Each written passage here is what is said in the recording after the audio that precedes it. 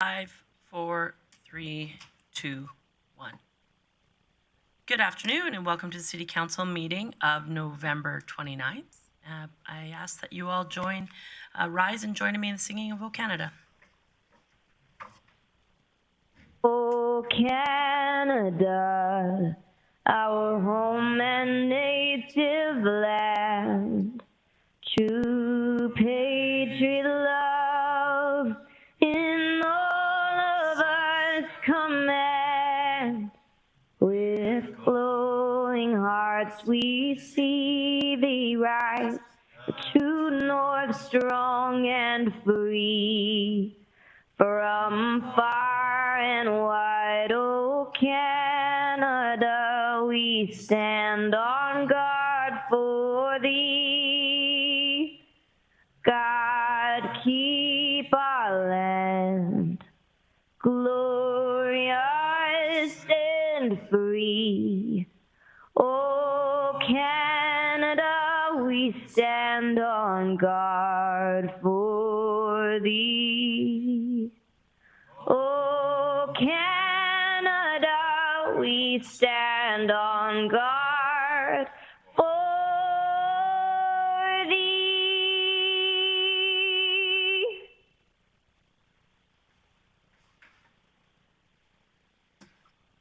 All right. Well, thank you. As you may have noticed, we have a new version of O Canada. It brings me extreme pleasure to announce that our O Canada is sang by our very own Tennille Towns, who all of you know, but if you don't know and you're watching our council meeting, Tennille is a Grande Prairie born girl who in 2009 wrote her first song. She's raised over $2 million for Sunrise House and continues to go on to be a philanthropist representing our community. She recently joined the Country Music Association organization ambassador program as one of the artists who is working to do great things in their community, in their region, in their country.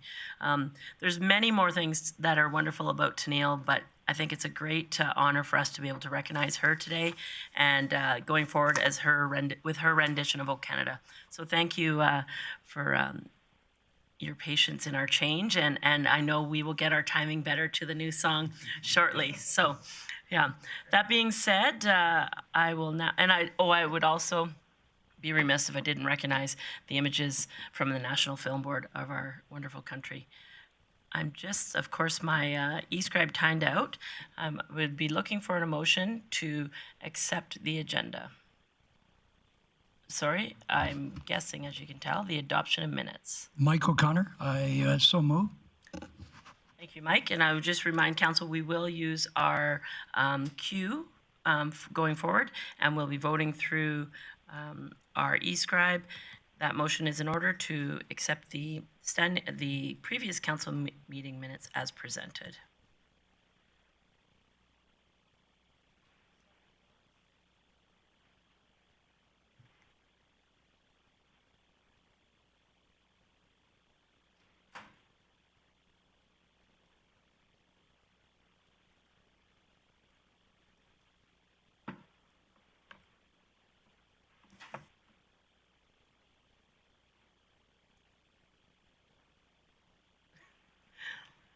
The new national anthem got to our legislative services clerk through for a loop.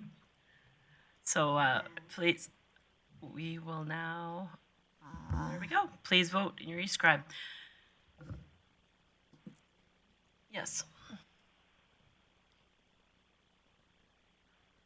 All right, that passes unanimously. Moving on to the adoption, adoption of the agenda.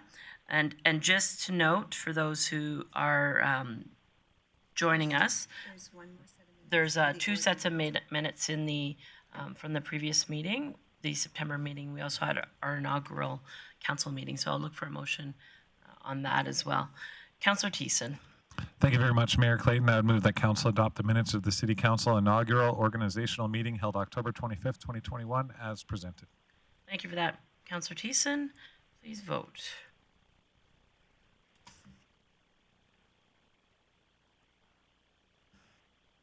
And that passes unanimously.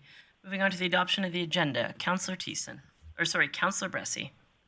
Thank you, Mayor Clayton. I would move the council adopt the agenda with the addition of item 6.3, 2021 Volunteer Awards, item 6.4, Youth Advisory Council Public Member Appointments, and item 6.5, Grande Prairie Public Library. Perfect. That motion is in order. I will call the question.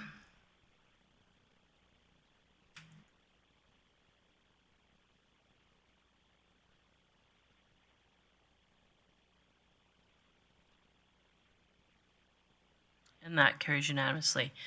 Moving on to delegations, and for those who may be watching for the first time, our delegation portion of our meeting in the early portion at 3 o'clock is open to any public. If you do not need to let us know ahead of time that you will be wishing to speak to council. If you do, that's great. There is a form online. If you can't make the 3 p.m. session, there's an opportunity at our 6 p.m. session to be a delegation as well. That opportunity does, however, require a form. So we ask that you go online. It's really easy, a delegation form. It gets into our minutes, and then we know you're coming. But for this afternoon, we do have 2 groups that let us know they'd be here. Then I will ask at the end of that if there's any other delegations that wish to speak to council. First, on with the groups that let us know that they'd like to speak to council, we have a delegation from the Community Foundation group. I would ask if you are with the Community Foundation group, please turn on your camera. I see Ms. LaValle.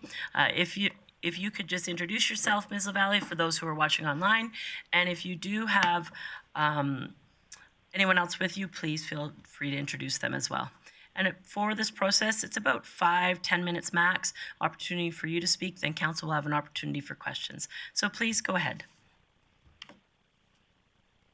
Thank you so much, Mayor Clayton, and good afternoon to your fellow councillors as well. My name is Laura LaValle. I'm the CEO of the Community Foundation of Northwestern Alberta. I'm here to talk to you today about our 2021 Vital Signs publication, and I do have a slide presentation that I'm hoping I can share. Absolutely. Just give us a second here to get ready for that.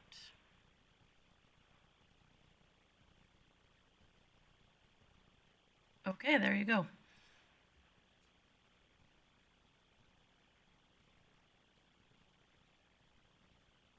Can everyone see my screen? You bet. Okay.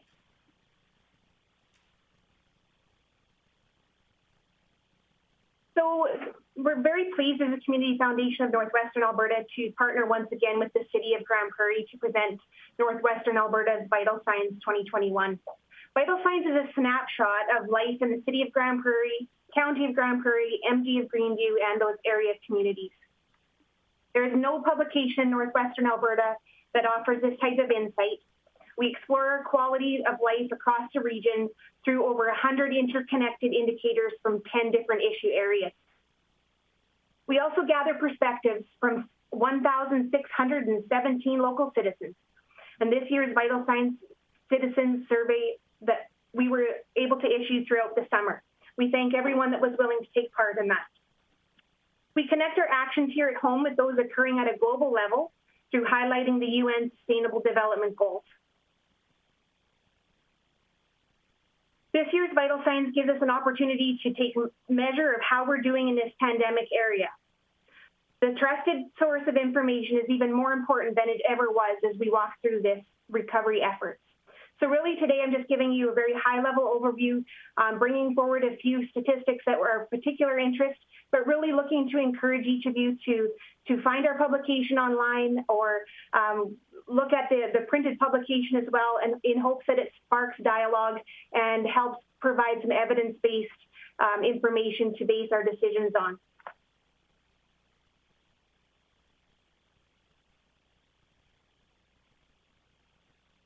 Vital Signs mobilizes community knowledge and helps identify local priorities. It supports informed decision-making and action. This is our 11th year of Vital Signs and our 6th full report. We're guided by a diverse leadership committee from across all sectors, including your municipality. So it's been really great to see that team come together. We have a really wide variety of people that come to the table and help us really get this publication, have a lot of different perspectives weighing in on it. This publication is used for strategic planning, guiding local initiatives, informing funding priorities, school district planning, healthcare recruitment, Everyday citizens can use it. The list goes on and on.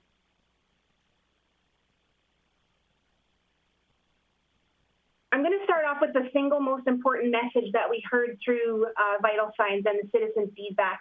And that was that while the pandemic impacted all of us, not everyone has been impacted equally. Vital signs guides us to understand the differences so we can work towards a more equitable and inclusive recovery. We recognize that a one-size-fits-all approach will not lead us to such recovery. The digital divide. Almost every area of our life went online during the pandemic. In some ways that we reaped the benefits. We learned new ways to connect and create efficiencies in our workplaces. Some community programs will now be offered online as organizations can now reach clients that they weren't able to before. However, digital communication presented challenges. We heard the challenges with online counseling, challenges with digital literacy, and difficulty connecting virtually, especially for those who are new to our country. We heard the challenges as well with access to technology. 36% of vital signs respondents reported having difficulty completing coursework due to no or poor internet. 20% had difficulty due to barriers to computer access. And I can tell you that when the pandemic first hit, I had 5 people working online in my home. And although we had lots of access to technology, we didn't have the connectivity. So I really didn't see myself in that percentage that wouldn't have access to those types of support. But it really did impact my family as well. The pandemic has magnified issues and inequities that already existed. Each vital signs we've reported on the growing issue of food security. Today, nearly 15% of Canadians are food insecure, up from about 10.5% 3 years ago. We see and hear regularly about the opioid crisis and the homelessness in our communities. Vital signs highlights those challenges and some of the new strategies and initiatives in our communities to better understand and address these issues. But vital signs also showed that there's lots of differences in how citizens in different municipalities perceive these issues. We explored discrimination in our communities. Pre-pandemic, 44% of hate crimes in Canada were motivated by hatred of a race or ethnicity. Since COVID-19, visible minority participants of a Canadian survey were 3 times more likely to report a perceived increase in the frequency of harassment or attacks. In our vital signs, our survey showed over a quarter of the respondents often feel uncomfortable or out of place due to discrimination.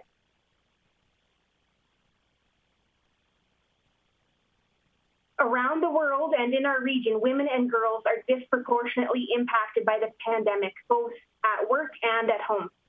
COVID-19 dealt a major setback to women's employment. In Canada, youth, females, and workers in less secure jobs were the first to experience mass layoffs. Over 60% of lost jobs were held by females. The current economic situation has been dubbed the she session, meaning females have had a harder time returning to work due to childcare issues and because many work in the services sector, which generally requires face-to-face interaction. In our region, childcare was identified as a need pre-pandemic, and our 2021 survey showed that 50% of respondents rated access to affordable childcare as poor or below average locally.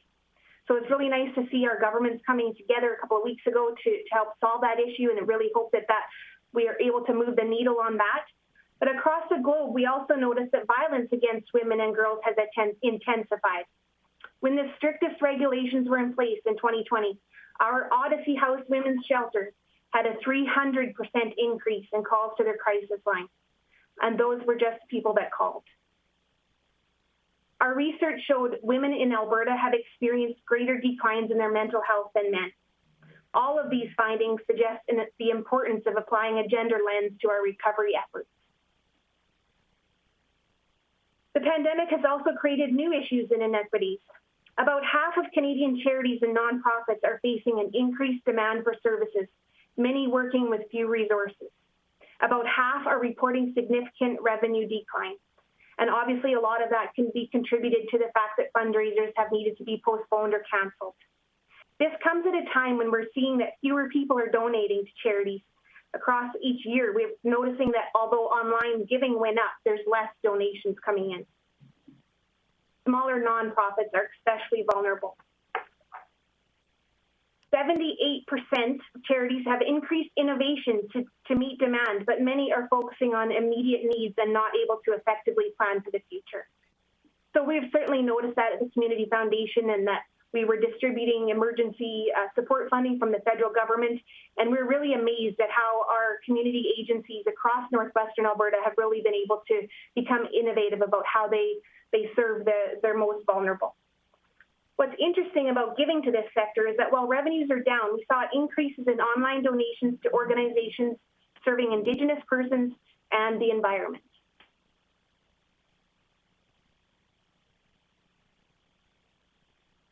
This past year and a half certainly has taken a toll on our mental health, and I think for some more than others. 40% of Albertans have experienced a decline in our mental health. Young people ages 18 to 24 experienced a greater decline than in any other age group. Also experiencing higher rates of decline, those with pre-existing mental health issues, Indigenous peoples, LGBTQ2S+, those with disabilities, unemployed, and as I said, more women than men. From a study on mental health in Alberta students, we saw examples of how supports at home, at school, and in our communities have had a positive impact on student mental health and coping. So there is a victory story in all of this, that it certainly was a difficult time for students, but they really leaned in and were supported by their community. We also learned that how old we are has influenced how much we exercise during this pandemic. Compared to 2 years ago, levels in Canadians ages 18 to 64 stayed the same. In older adults, it increased, and in our youth, it declined.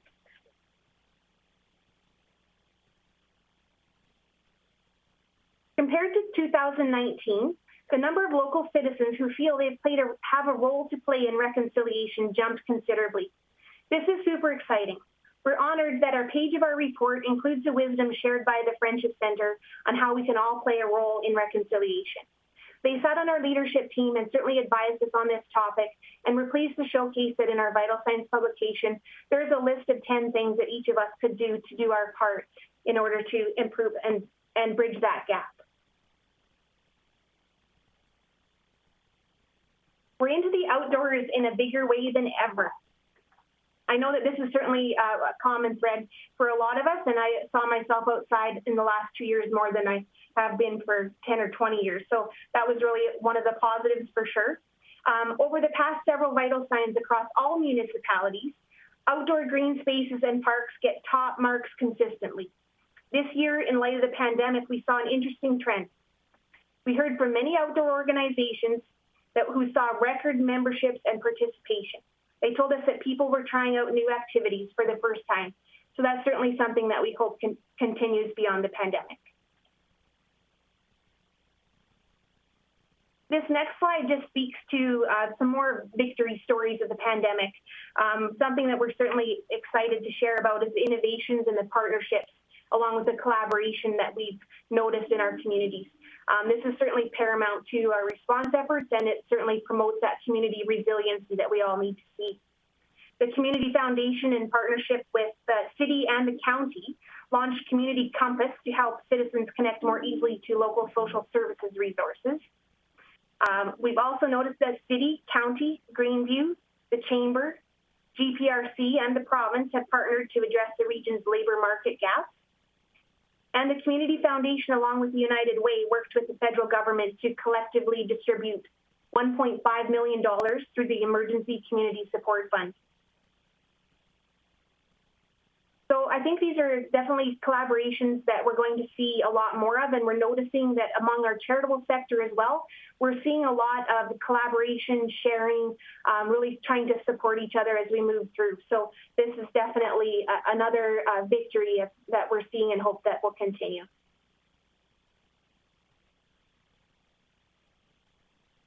I'd like to end on one of the most impactful findings from our survey. We asked, what would make your community even a better place to live? Each municipality responded with a resounding community building. That was tied to thoughts like diversity, more welcoming, inclusive, and accepting. We've been seeing over the past years through our vital signs survey that while our connection to our country is on the decline, our connection to community is on the rise. That speaks volumes about our need for belonging and wanting to live in an environment where we're welcomed and accepted. As we look to the recovery, there's so much to consider. Vital signs shows us that a one-size-fits-all approach will not lead us to an equitable and inclusive recovery. Moving forward, it's necessary to consider the intersection of race, age, sex, gender, geographic location, ability, race, ethnicity, religion, and economic status. The numbers and the narratives are difficult, and the challenges before us are evident. They also inspire us. They offer insight into the many ways that our community has learned to embrace ambiguity and harness a collective ingenuity to tackle those tough issues and steer us towards a newer normal.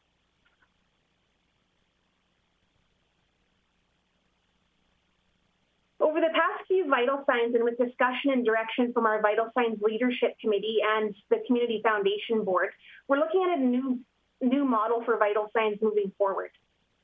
Our communities are evolving, and we need to evolve with them so that we can be even more responsive to our community needs. We're still exploring what exactly this might look like, but we'll be taking an issue-specific approach to vital signs. So rather than one large report every 2 years, we will dive deeper into specific issues and present them more often.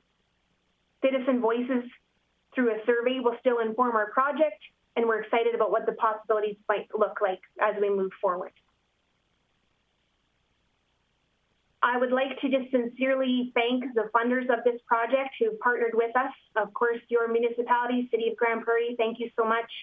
County of Grande Prairie, the MG of Greenview. This year, we also partnered with our Chamber of Commerce and the United Way, so certainly a very collaborative effort in the community to produce this. Before I sign off, I would just like to give a shout out to Image Design, who's helped us provide a new look to vital signs this year. They've been incredible, and we really hope that you're pleased with the new look and find it nice to look at and very clear and concise.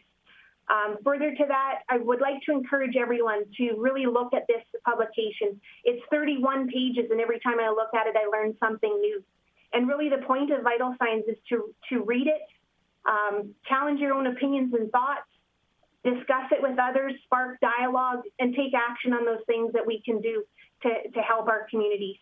If anyone else would like to see a presentation, we ask you to please contact our office. We would love to hook you up with some print copies if you would like as well. And without further ado, I'm happy to take any questions. Perfect. Thanks for that, Ms. LaValle. A very thorough presentation, and I know personally in the past this information has been very valuable. When making council decisions, it gives great perspective and background. Personally, if you could send me a hard copy, I'd really like it. I'm sure all of council would like to have a hard copy, and I'm seeing lots of nods in the chamber. So appreciate that. I do see Councillor Thiessen with a question. Yeah, thank you very much, Mayor Clayton, and thank you very much, Ms. LaValle, for coming on in and presenting Vital Signs. As the mayor said, it's one of my favorite publications that goes through our region on an annual basis.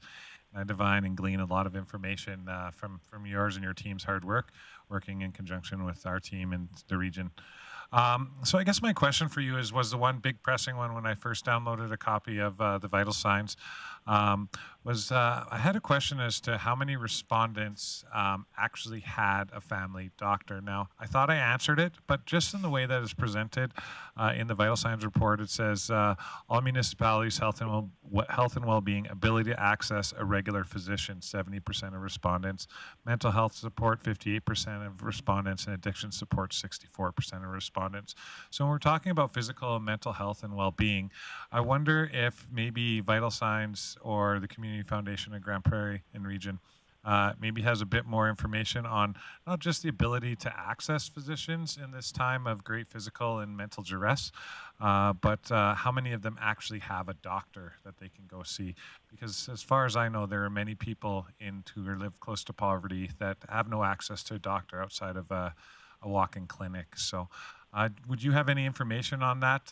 Because I think that would go a long way to helping people through these trying times.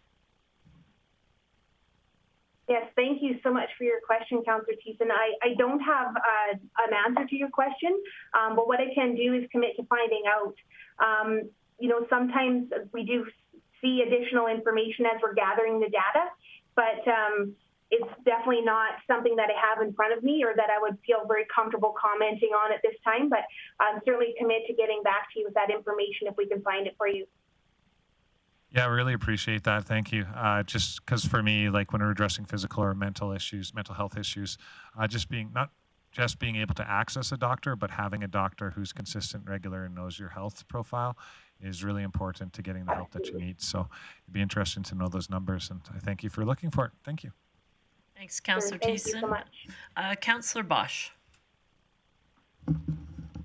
Thank you, Ms. LaValle, for this publication that you put out. It was fantastic. I do like the entire book. I got to look through it. My question is, and you maybe said this and I missed it, what was the percentage of respondents to this publication? And you included Grande Prairie and region, so what was the percentage of people that answered your surveys? Out of what? So we had 1,617 respondents. So it's not incredibly representative of the population. However, it is very much so in line with what past publications have been. And I've been told, April Weevil has been the contractor that's done the work on this vital signs piece, and she has been since vital signs was incepted in 2011. And what we're really trying to capture with that is really a narrative, and a lot of the data pieces that come for the publication come from provincial municipal data, from other social service agencies. So although the respondents survey piece certainly informs the project, it's not our only data collection point. Okay. What was the catchment area for this survey? So it was the 3 municipalities: City of Grande Prairie, County of Grande Prairie, and MD of Greenview. Thank you. Perfect. So I don't see anyone else in the queue. I'll give them a second just in case they're trying to jump in. But anyways, thank you for your time today, Ms. LaValle, and thank you for the work that you're doing in our community. It's very valuable and really appreciated. Awesome. Thank you so much for having me. And again, a huge thank you to the City of Grande Prairie for supporting this publication. Absolutely. Have a great afternoon. You too. Thank you. All right, moving along to other delegations that have let us know ahead of time.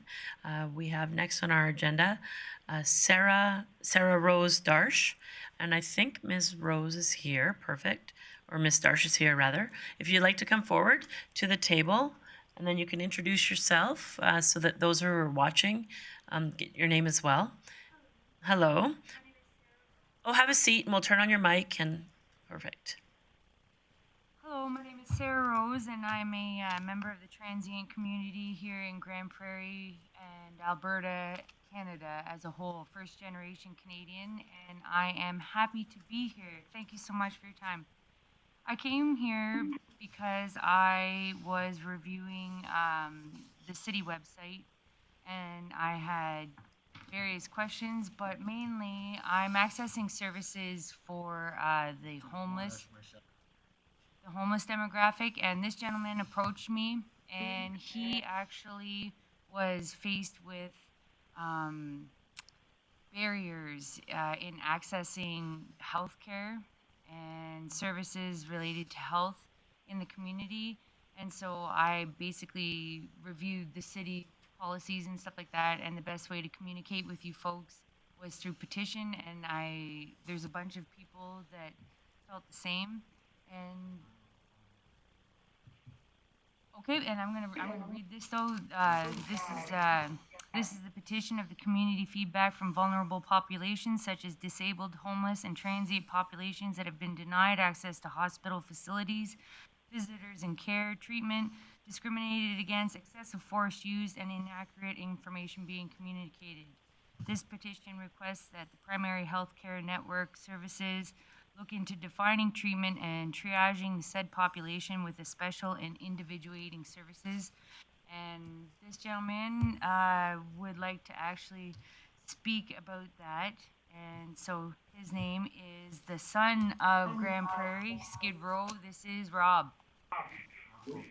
Hello. Okay, Sir, if I just ask that you could tell us your name so that we have it for those who are watching online. Okay. And then, yeah, please seat and go ahead. I'm Robert Wallace McIntosh, given name Wallace. Thank you for joining us today. To Grande Prairie, they gave me the name Robert. You all know me as Window and Lights Clean. That's where you guys probably remember my face from. I do the window cleaning on the side of the road. Okay.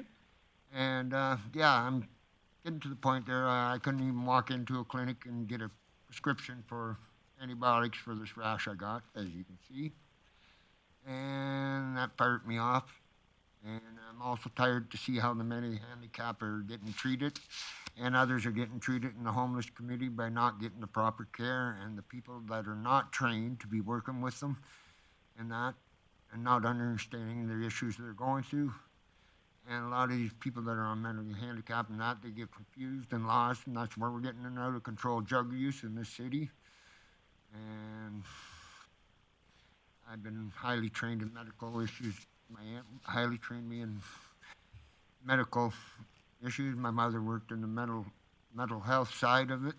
From what I'm seeing, is things are not being addressed right, and people are not getting the right help the way it should be. People need to be getting the help here, and the doctors in this town are, when they see a homeless person, they don't care, which is medically wrong. You swear your medical oath, you swore your medical oath. I am also an NR. So when you swear that medical oath, you swore on protecting others. These doctors are not doing what they swore to. And swearing to a medical oath means you give medical attention to whoever that needs it at the time. So in other words, you understand what I'm saying. And I got this petition here. I got over 30-some homeless that have had a hard time lately getting medical attention. Can I bring that up to you, clerk? If you leave it there. Okay, I'll leave it there for Perfect. you guys. Thank you. Yep. And I want to see this get changed around. And I was happy to hear about this. I would like to meet that lady, Vital Signs, if she's still on the line, because I think she could help me out more too and go further with this help. I could help her, she could help me. Yep. By the sounds of it, we're here on the same issues. Okay. And other than that, thank you for my time, Council and Mayor Jackie. Thank you so much for coming today. Thanks a lot for listening to that. That's what you call a living experience communication. I was reviewing the integrated coordinated access document that was online. It has now been removed offline. Unfortunately, there is no representation from the living experience demographic, and basically the people who are involved in the integrated coordinated access, who are facilitating the distribution and dissemination of the knowledge and access to the services, are basically doing it for a clap on the back. And I have noticed that whenever I'm communicating with the various service providers, notably referencing the community futures, a comment about the digital age that we are presently in. I went to access the, what is it called, the hub, or not the hub, the Help Seeker app online, and it doesn't work. And the thing is that my name is Sarah Rose, and I attended the Queen's University Disability in the Community-Based Rehabilitation and International Development Program that is located down there in Kingston, Ontario. And basically, I have a background in that sort of stuff, and I was kind of wanting to be helping myself. Like, that's the reason why this Help Seeker app was there, and this whole thing with the Homeless Persons Initiative. Can I submit that we rebrand Homeless Initiative and perhaps frame it as a transient initiative, an explorer initiative? This is Canada, the second largest landmass in the world, and I mean, there is just it's basically discrimination against a group of people. And whenever they qualify and quantify via the, let me see what it's called, it's a SPDAT, as it were. When they do that and they individuate it into 1, 2, or 3, basically like 1, 2, or 3, what are they really doing, and what services are they connecting with? And this gentleman is an example of somebody that's about to fall through the cracks, and he is of. Well, both of us. Thank you for stepping in and giving me all the help. And I didn't know you were doing this much homework. He's of the rough demographic, and I am actually the disabled demographic. And so, yeah, we are here to be the living experience and maybe submit as per the email that I sent to the agenda email. We're looking to fill that living experience because I believe that there's three spaces on the integrated coordinated access team for that. And I really think that, like he said, you know, a lot of these service providers, they are basically doing a job and they're not They're really. getting a paycheck. That's all they care about is the paycheck. Right. They don't care about the clients they work with. That's right. And so, like, there's various things that need to be looked at. So, anyhow. Well, first, I want to thank you for coming today, both of you. We know that it's not always easy to get in front of council and sharing your thoughts. I will open it up to council for questions, but I just want to let you know that our discussion, other than questions with you, will happen at the end of the meeting.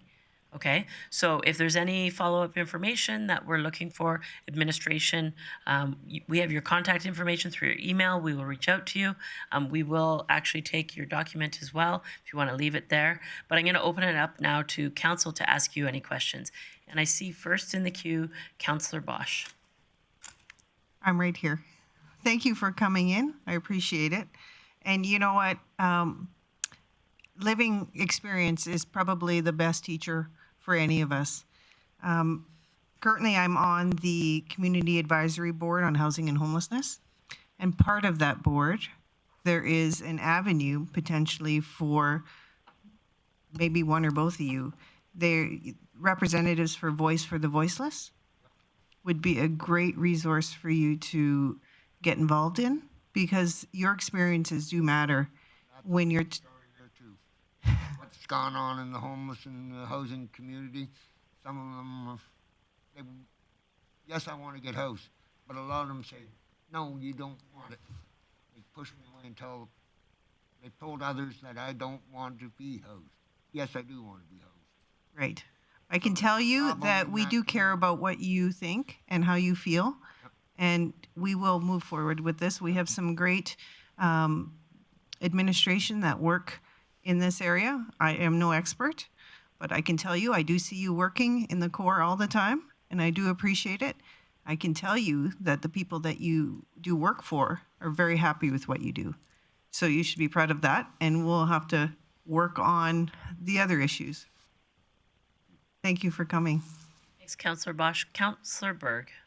Hi, thank you guys for coming out. My heart goes out to you in your situation. My question is any of the facilities, whether it be Wapiti Dorm or any of the other facilities around town, do they have medical teams or medical people come through regularly to see you folks? Right now, we stay up the Oasis, and I'm pretty much the medical guy there too. Okay, but you don't have any... Scanning and helping people out. We had a guy with a heart attack. I'm working with EMS, so that goes that way. I've helped Jared out at St. Lawrence Center. I helped him start that program years back when I first came to Grande Prairie.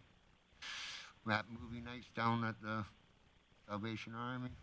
And thank you Still for like that. trying to work with him, but some of his staff are at their wits' end right now, and because they just can't handle the mental health and the people, they're not properly trained for Yeah, okay, so thank you for your answer. But are you aware if there are any nurses or doctors that regularly come in? St. Lawrence Center, they got a medical lady there. She was just there too, the little lady with the glasses. Oh, we don't need a name. It's just a. Yeah, I got. I just Yeah, want to know she's if there are people. there at the St. Lawrence. They got her that we can talk to. I don't know. I don't have much to do with Rotary House or Wapiti Dorm. Okay. St. Lawrence and the Oasis, I have more to do with. Just for the record, him and I are not a team. We are both individual pillars of light. And so the thing is that the medical teams that are present in the community, there was rather a medical representative at the Wapiti Dorm Co. But then she actually relocated to Aberdeen Center, and then she would take individuals on an intake basis. I don't access medical very often, and if I do, I just go to my regular doctor. But I do know that there are medical people that, like, it's almost arbitrary that they come into these places, and they've got their Noxalone kits on, and they'll come in with a flurry of medicalness, and then they leave. And so there's the lack of structure, and that's an issue because truthfully these organizations, the shelters as it were, are supposed to be providing consistent into a rather chaotic community, and that's where a lot of the discontent is arising, because people are looking for the consistency, with the services, whether they be medical or cleanliness, as it were. And that, like he said, with these people not being appropriately trained, that's where the inconsistency lies. And we're always looking at the bottom line, and we all know that we don't need any holes in the boat, as it were. So thank you. Thanks for that, Thank you. Councillor Berg. Councillor Lerners, I'll get to you 1 second after Councillor Thiessen. Councillor Berg, did you have one more question? No? Okay. Yeah, Sarah and Wallace, thanks so much for coming in here today and presenting this, giving voice to the voiceless in your own rights as pillars of lights, as you stated. My question for you is, so we've talked a bit about barriers to service. Sounds like you are in shelter, and right now that's okay. But I want to know more specifically, what barriers are you finding to services, like things from getting ID or the right caseworker or health services? What sort of barriers are you facing, if you could list them out at all? Well, my biggest one lately was health worker. ID, I don't need it in Grande Prairie. Everyone knows me. So, other than that, it's getting housing, and the proper housing I want, not what they want. Them to listen to me on where I want to be situated, not put me in a problem, which will be a problem. And these workers don't understand some of that. I'm a type of guy that, yeah, you see me out there working by myself, away from everyone else, on the outskirts. Why put a guy like me right down here where he doesn't want to be?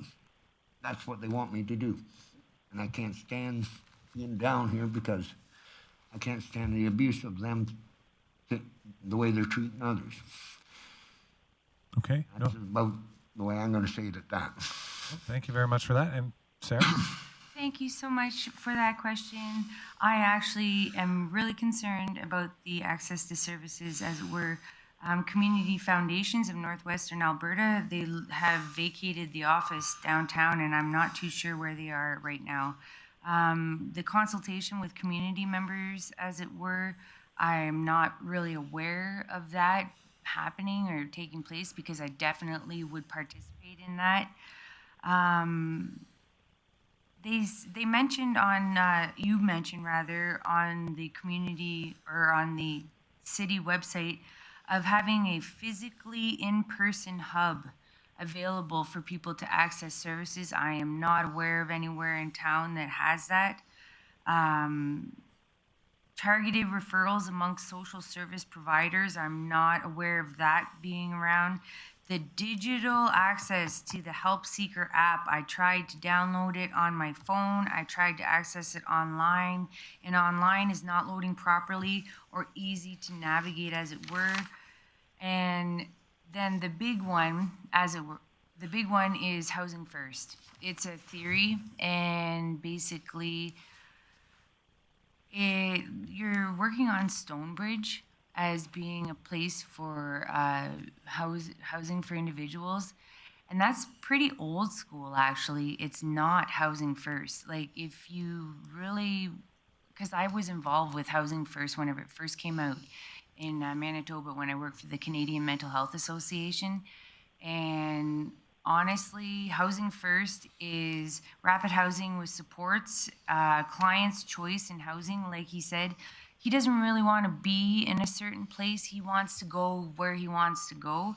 And so that's where his choice arises. Separating the housing provision from other services. I mean, I went to access like a Housing First, and basically they're streamlining a mental health agenda, and I have a brain injury, which is not a mental illness, and basically they kind of lumped it in to my access, and it was like a requirement for me to go to therapy and go to counseling and have evidence of me attending these places in order for me to get into this housing, as it were. And this was after I had one of these SPDATs done, and I didn't really know where it had placed me afterwards. The Housing First is the client's tenancy rights and responsibilities, where it actually puts the onus on the individual to provide 30% of the rental tenancy, and basically I don't know what they're doing down at Stonebridge. I don't know what it's going to turn out like or anything like that. And integrated housing into community client choice, and it's minimizing the stigma, and that's Housing First. And it promotes self-sufficiency, always relating to self-sufficiency. And I just wanted to ask, are we dealing with intensive case management for the transient homeless demographic, or is it assertive community treatment? These are the focuses that you have as a city. And so the Grande Prairie Primary Care Network, the access to primary care, and the coordinated services amongst people, and the correlation of the community of the homeless, and that services, as it were. I mean, I tried to access, I'm involved with Blue Heron Society. It's a brain injury initiative. And basically, you're very right, where it's required that these people sort of coordinate and have a sort of an access, intertwined into all these things. Excuse me. I do have a couple other people that have questions for you. So now if you could just pause for a moment. Sure. There's a bunch of questions there that you've sort of put in front of council that we can absolutely get you information for. But I do have Councillor Lerners who had a question for you. Yes. Thank you for your excellent presentation, both of you tonight. I noticed in reading your email that, and you touched on it already a little bit with maybe if you have something else, but do you have other examples of other spots in Canada where they're doing it with great success, and something that we could look at and fine tune our model? And obviously, hopefully, maybe with some of your input in the future as well too, but just, are there examples, and are there things that you see us doing wrong that we should be aware of early on as we go into this process? Thanks a lot for that. You know, I'm not an expert or anything. I do know that Housing First is federally accepted, and they've sort of implemented it nationwide. I am from Ontario, and I believe that they've implemented that there, and they've had some success. And, you know, looking forward to the future, we have to consider the aging demographics and how these individuals are not currently homeless, but may in the future, due to adjustment of income and whatnot, they might be faced with these situations. I don't know really of anything else in the country that's, I mean, I worked up in Yellowknife. I did some work up there, but it was all basically Housing First, and that's it's a theory, and I really suggest that you all actually research it. It's on the federal website, and then it'll give you a rundown of that, and also the Canadian Mental Health Association. They are the purveyors of that. So, Rob, do you have any? Yeah. My mother, she used to work for Canadian Mental Health in St. Mary's, Ontario, and for the outlying areas in Perth County. She used to go out to individuals to their own homes and that, help them through with mental health conditions, help patients, mental health care and that of St. Mary's, as of when I left in 2005. And that's what I'm going on right now, what I remember then, to see what I'm seeing now. The client and respective workers back there, the clients appreciated seeing their workers being there every day, helping them out and getting by, and making their days go better with life. And that's what I can say about that right at this moment. Perfect. Thank you for that. Thank you, Councillor Lerners. I also have Councillor Blackmore in the queue for some questions. Rob, I have a question for you. You said that you do want housing and that Housing First is not really working for you. Can you tell me what your ideal house would look like, what your ideal home would be? Probably I'd have it all set up nice again with solid oak furniture, whatever I could do. But where would it be at? I like to be towards the edge of town, away from anybody that's housed. I just like being away from other people that are in the homeless community. I'm kind of a loner and independent, but the rest of them look up to me and see me trying to succeed and keep going. Every time I get knocked down, I stand right back up. I keep going. I don't let it stop me. So that was part of the reason why I started with Sarah on this. And if we don't speak now, then we're not going to get anywhere. Well, thank you for coming, both of you. You've given us some really good things that we need to think about and work on, and we will be moving forward with that. But I really have appreciated your presentation, especially Sarah Rose. You know a lot about Housing First and the Canadian Mental Health Association's rollout of services. So it's good to hear that from you.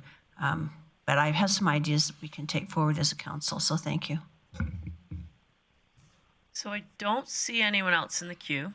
I do want to thank you for coming today. And as I mentioned, any discussion or direction that comes from council based on the information you've provided will take place at the end of our meeting. So you're more than welcome to stay and join and listen.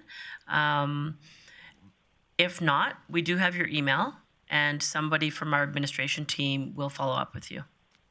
And if you need to contact me, you can contact through her email, Okay. and she will. We stay coordinated together a little bit. We talk every day. That's Perfect. Well, thank you so much for your And if information. not, you can find me at my stand. Thank you. Thank you guys for your time. Take care. Bye-bye. All right. I'm just going to check with the legislative search clerk to see if there's anyone else that has let us know that they would like to speak to council today. Okay, no one else. We will move on out of delegation business into reports. Item 6.1, the Grande Prairie Regional Emergency Prepared Revised Agreement, and that is an update from Director Manuel.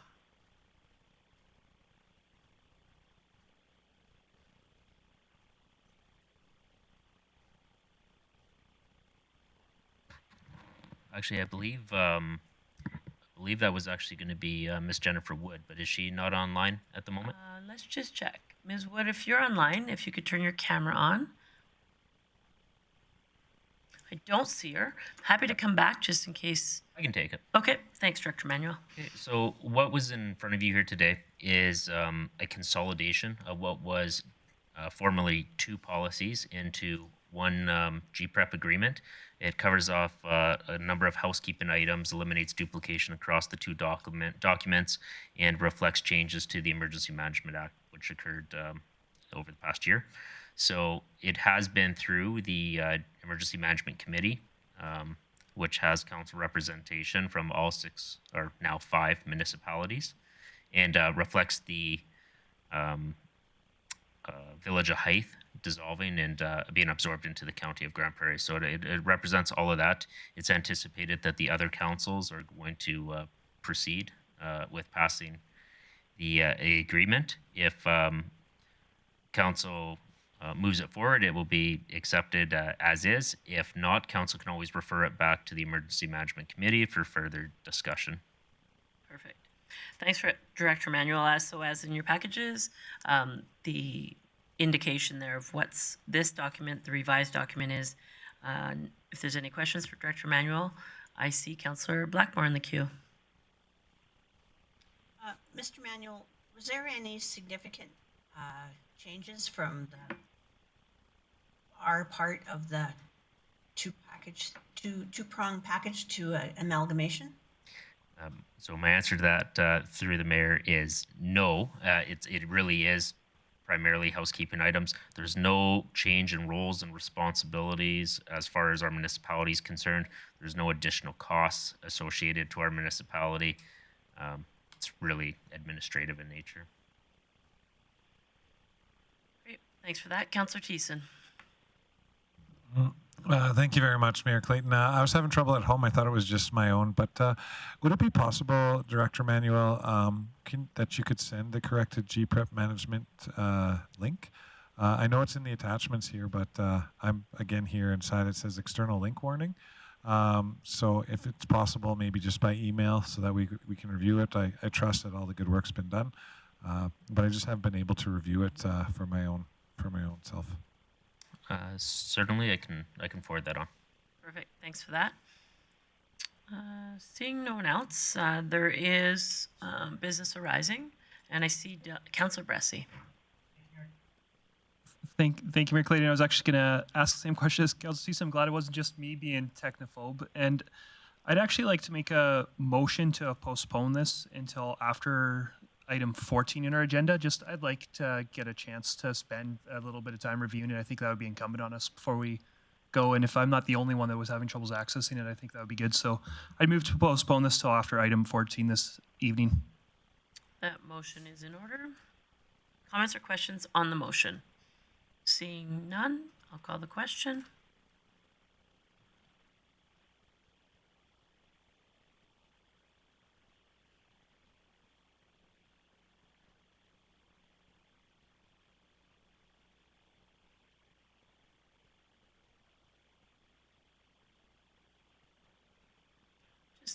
Verbally tell us how you vote, Councillor Bosch. You just turn your mic on and say that, sorry. I vote in favor. Thank you. Councillor Bosch votes in favor. That's carried unanimously. Moving on to item 6.2, the Economic Recovery Program Summary. And I'm just going to get this open here and look to Ms. Dodd if you're with us. There we go. Good evening and welcome. Thank you, Mayor Clayton. I am joined today by Cindy Park, the chair of the Economic Recovery Subcommittee, and we are here today to provide a bit of an update on the Economic Recovery Program, as well as bring forward a recommendation from the Economic Recovery Subcommittee. As council will notice in the attached report, we did provide a fairly extensive history based on previous council and committee directions, just to provide a good overview and background information on the evolution of the Economic Recovery Subcommittee, as well as the corresponding programs and event grants, excuse me. So back in May 2020, in response to the COVID-19 pandemic, City Council created the Economic Recovery Fund and requested the Economic Development Advisory Committee bring back funding recommendations on programs and initiatives to support the economic recovery of the local business community. The Economic Development Advisory Committee is a council-appointed committee made up of business and community members. It's currently made up of 9 community members, which is a large number of people to bring together on a regular basis. So in order to remain nimble, the full advisory committee developed a terms of reference for the Economic Recovery Subcommittee and gave this subcommittee authority to bring forward funding recommendations to City Council for consideration through the Economic Development Department and Administration.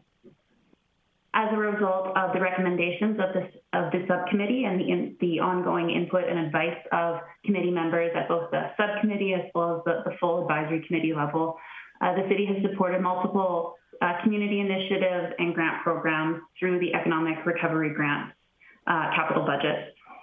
These include the Beautification and Patio Grant, the Local Marketing Grant, the Training Grant, and the Barrier-Free Grant, as well as multiple community initiatives that fall outside of sort of that grant classification. Since the approval of the program initially in August 2020, over 100 grants have been awarded to local businesses under the Economic Recovery Program.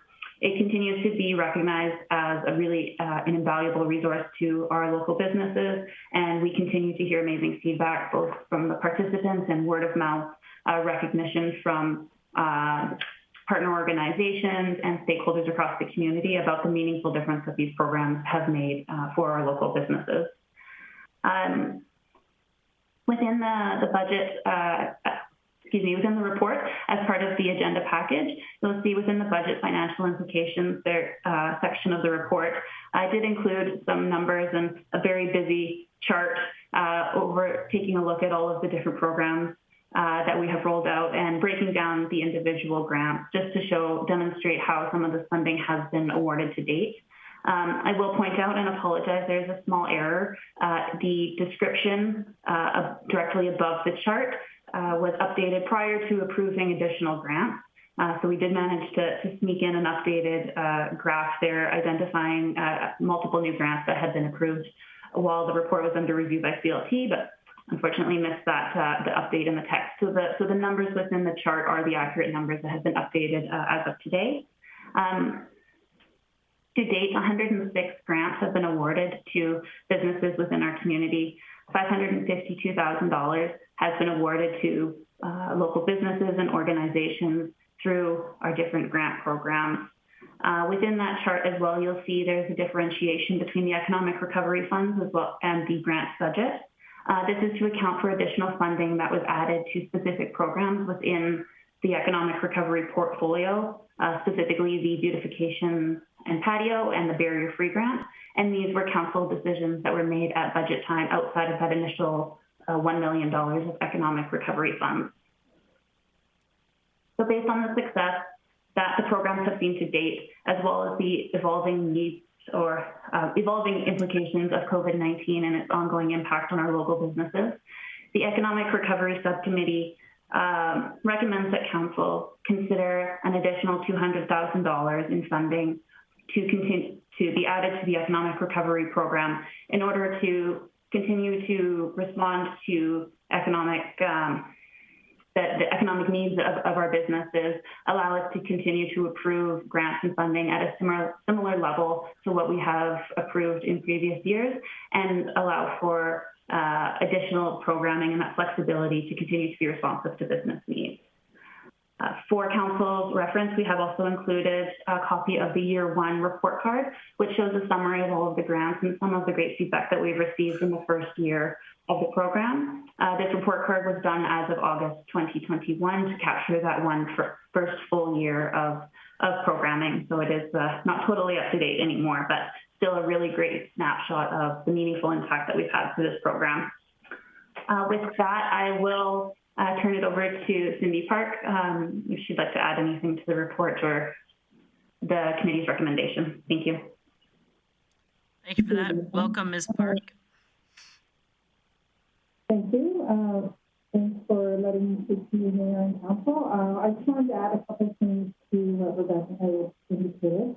The programs have been very well received. This is actually tripling the economic investment in the community through providing these grants, and that's been a time that's been difficult. So can you imagine what's going to happen when we start to rebuild from the pandemic? Unfortunately, with the new variants, who knows what the future will bring in the next few months. But that is certainly something that we wouldn't want to lose sight of these grants, because there could be additional changes or additional impacts to business and workers within the region and within this community. In addition, within this council, the program that's been set up has worked very well, and it is running on all cylinders, with a lot more interest that's going to be coming probably in the spring of 22, especially around the revitalization piece. But this whole grant system and the recovery funding is actually in place, and whoever you have that you put onto the Economic Recovery Board or the Economic Recovery Committee will be able to take advantage of a process that's been working really well. So it's something that is proven to work well. It's helped our community, and it is ready for the next team to come in and keep it going. So the $200,000 is all we ask for, so that we can get to pretty much dollars where we were last year and be able to continue the great work. Perfect. Thank you for that. I will open it up for questions in case council has anything. I'm just going to go. Councillor O'Connor. Yes, thank you, Mayor Clayton. And this question is to Rebecca Dodd. I'm a little concerned that the accessibility grant has not been oversubscribed. It's actually undersubscribed. And I've heard it from many residents that they feel they have not been able to get into certain places. And I'm just wondering, is there any way that we can identify or promote having people access these grants? Thank you, through the mayor. Thank you, through the mayor. Definitely, we haven't seen the uptake that we were hoping for on this program. We have seen this through our other grants and incentives to date, where they take a little bit of time to gain some momentum. We actually, when I mentioned the update to the table, one of the grants that was approved in that interim was the third barrier-free grant. And in the meantime, since this report was finalized, we've received an additional application. So we are starting to see more of an uptake. We have had some extensive conversations on where our gaps are and what we can be doing better to advertise this. We are still finding that there's not a total understanding of the grant and the types of opportunities that are available with the grant. We've had conversations recently with our CSD and our Community Accessibility Advisory Committee about how to better leverage our advocates within the community to get word out there. We currently have a new brochure handout under development that we're hoping to have available and in the community within the next week or so. And we are planning on some additional social media content. We did do a fairly aggressive social media campaign on this when it was first launched, along with some media advisories.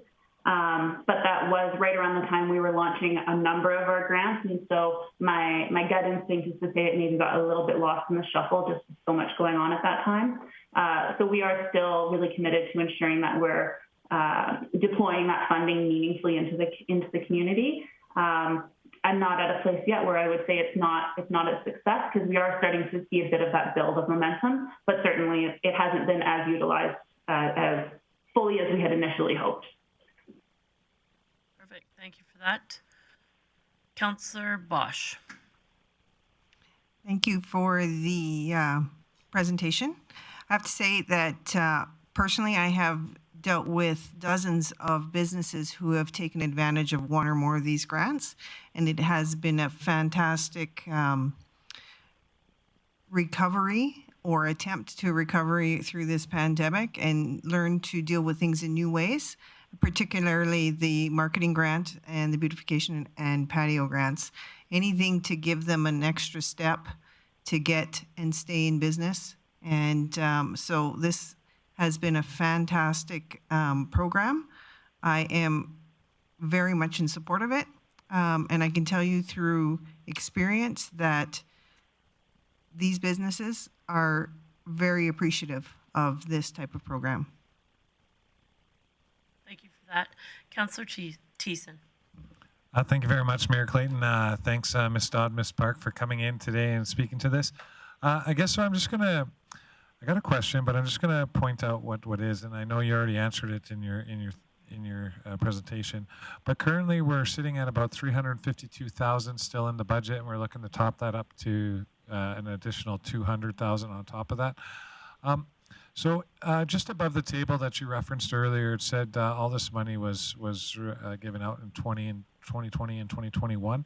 On average, like as a whole, we've given out this much money, but how much did we give out per year in 2020 and 2021? And I know we didn't start the program till later, but in 2020. But what was the uptake on an annual basis? Thank you, through the mayor. I would have to go back and double check on a 2020 versus 2021. I don't have that number right in front of me. We've analyzed the numbers based on program and calculations, but I haven't looked at that recently. So I could bring back that information to council if you chose. Yeah, and thank you for that, Ms. Dodd. And the reason why I asked is hopefully, like, this is just a referral to budget where we can discuss and debate it then, but hopefully we'll have that information there. To me, $352,000 is still quite a bit of money. I just want to make sure that a $550,000 ask is super justified in that because there's still lots of good we can do with the budget amount that's already remaining. So I look forward to seeing that information coming forward, and yeah, we'll have that discussion debate then. Thank you. Thanks. Councillor Berg. Hi, this question is for Ms. Dodd. I see a list of about 7 different grant programs or 6 different programs. Were there any other grants discussed outside of this? And if so, what were they? Ms. Dodd. Thank you, through the mayor. The committee has had a fairly robust conversation with lots of ideas being tossed around. One of the main priorities was to ensure that we weren't duplicating efforts elsewhere. So, for example, one of the things that was considered was a technology grant to support the implementation of the REP and the tech challenges that would be required with accepting passports. Right around that same time, the province rolled out the $2,000 per business program. We did also have extensive conversations around sports and recreation and events and festival funding. But recognizing the Sport Development, Wellness and Culture Department has a fairly robust grant and incentive program of their own, we didn't want to duplicate efforts at that time. There are still a number of grants that are, or opportunities that are being considered, but recognizing that we are coming up on the end of this committee's term, council will be appointing a new advisory committee in the coming weeks. The subcommittee chose to sort of hold off on bringing forward any new recommendations while we wait for that transition, and then also just as we wait and see with the new variant and the evolution of the COVID-19 pandemic. So maybe Chris, you wanted to jump in with any additional details there. One of the other opportunities we were looking around was mental health and wellness, and to see if that could help employers with keeping employees and keeping their businesses running, because there has been a lot of things around that. The other one was around childcare that we looked at. So all of those things, I mean, we talk at great length, but we certainly don't want to repeat what is being funded by other bodies, and certainly want to make sure that we keep what's needed for the future. We didn't want to spend everything, especially since COVID is over. Great, thank you. All right. Well, thank you. I don't see any other questions in the queue. I will now look to council for any business arising. Councillor Thiessen. Thank you very much, Mayor Clayton. I look very forward to talking about this in a couple of days. So I'd move that council refer a funding request of $200,000 to the 2022 budget deliberations. All right, that motion is in order. Any comments or questions on the motion? Seeing none, call the question.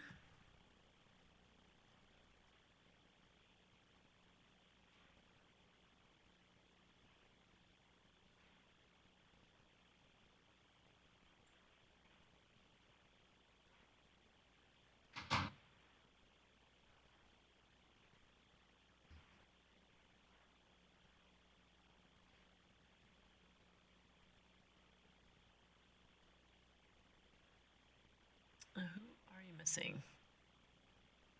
Well, he actually wasn't here for the motion, so. Right. Perfect, and that carries unanimously. Thank you for that. Thanks for your report, Ms. Dodd. Moving to item 6.3, volunteer awards. I'll just look for an introduction quickly, maybe from Director Miller. Thanks, Mayor Clayton. I believe Stephanie Casualay is online as well. Okay, thank you for that. Ms. Casualay, if you're online with us, just turn on your camera.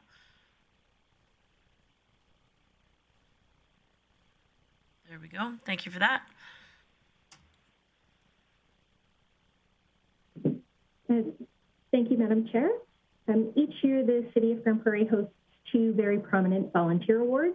The Bill Bowes Volunteer Organization of the Year Award recognizes organizations in Grande Prairie that have provided outstanding contributions to the community through meritorious service, voluntary contributions, and exemplary community development.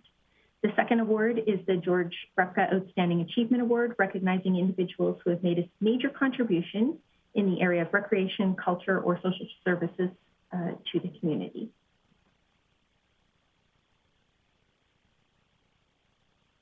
Do you want me to? Nope, that is great. State the recommendation? Nope, that is great. Thanks so much. All right, so in front of you, Council, two volunteer awards. I'll be looking for any business arising.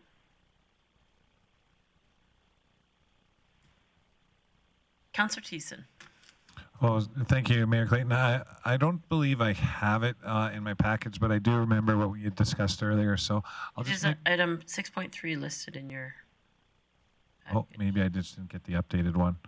Do you want them both all at the same time, or just? Up to you. That's as it is. But if you would like to split it, feel free. Okay. I would move that we approve the Salvation Army as the Bill Bowes Volunteer Service Award winner for this year. All right. So that motion is in order that Council approve presentation of the 2021 Volunteer Award, the Bill Bowes Volunteer Organization of the Year Award to the Salvation Army. Comments or questions on that motion? Seeing none, call the question.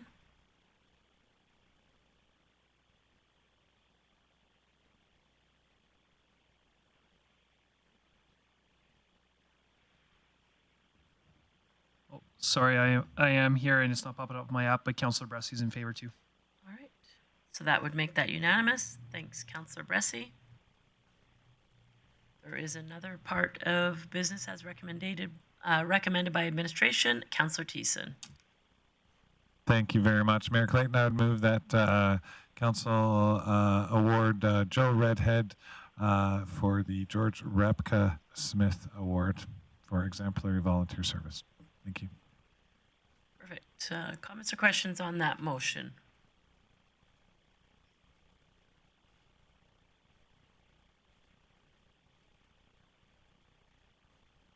Seeing none, call the question.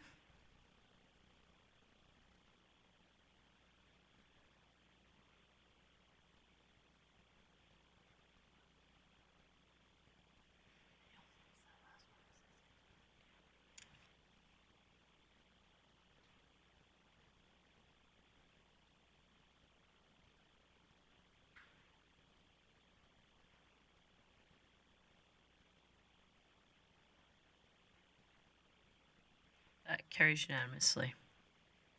And any other business arising? Councillor O'Connor?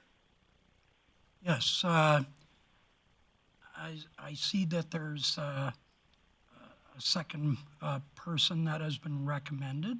So I'd like to move that the late John Boyle be looked at or referred to committee. Just 1 second, time.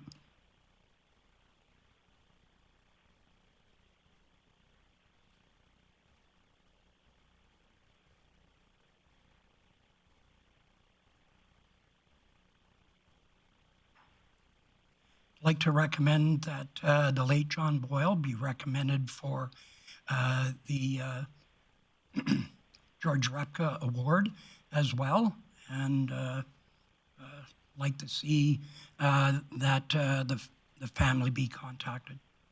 So sorry, to clarify, Councillor O'Connor, your motion is that council award the George Repka Outstanding Achievement Award to Mr. John Boyle in addition to Mr. Joseph Redhead, correct? Yes. Okay, thank you. Comments or questions on that motion? Councillor O'Toole, there you go. Yeah, I agree. I think both recipients or possible recipients are great people in the community, and it's not uncommon that we do have the opportunity to award it singly in a year, or we can have multiple winners of that award. So with that, I strongly agree that both are deserving of this award. Thank you. Thank you for that, Councillor O'Toole. Councillor Lanners, I saw your camera on for a minute. Were you looking to contribute? If not, no, I think Councillor O'Toole answered my question. Great. Thank you. Thank you for that. I don't see anyone else in the queue, so I'll call the question.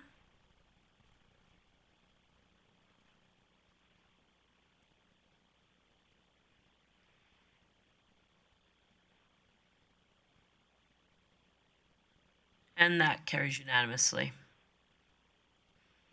Moving on to item 6.4, public member appointment. I will look to Director Manuel possibly for a brief introduction, unless you have someone else on the call with us tonight. I'll just check if Ms. Sutherland's there, but if she's not, I can take it. Ms. Sutherland or Ms. Hornet, if you're with us, please turn on your camera. Seeing no one, if you want to go ahead, Director Manuel, that'd be great. Certainly. So I believe in front of council are the recommended appointees, administration's recommended appointees to the City of Grande Prairie's Youth Council. The Youth Council meets on an ongoing basis to provide advocacy for youth-related issues and perspectives for council's consideration on an assortment of city initiatives. And I think the names put before you represent a good mix of youth from the community and actually a really well qualified and balanced group from what I see. Thank you for that introduction.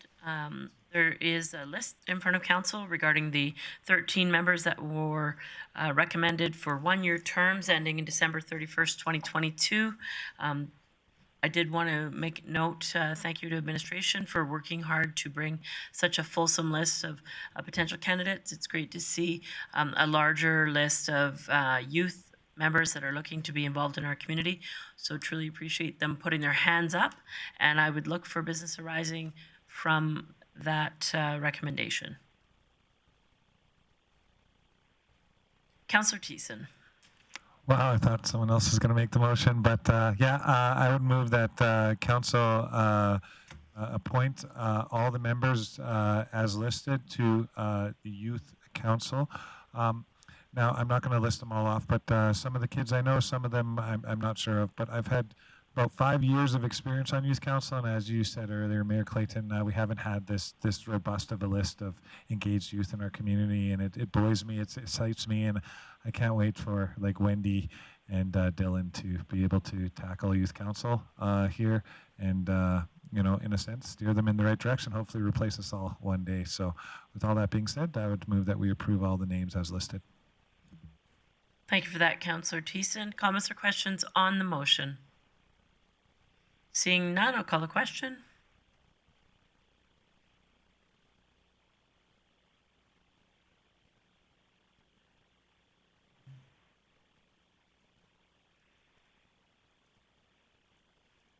And that carries unanimously.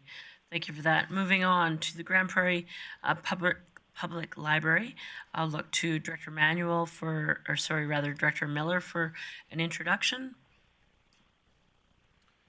Thanks, Mayor Clayton. I think as Council's aware, recently we had 2 members of the Library Board do a presentation at committee at the last committee meeting, and they provided some details on their current service level as well as their funding level. And I guess administration is certainly willing to work with the Library Board, and we'd welcome the opportunity to work with them and see how we can not duplicate services but work together.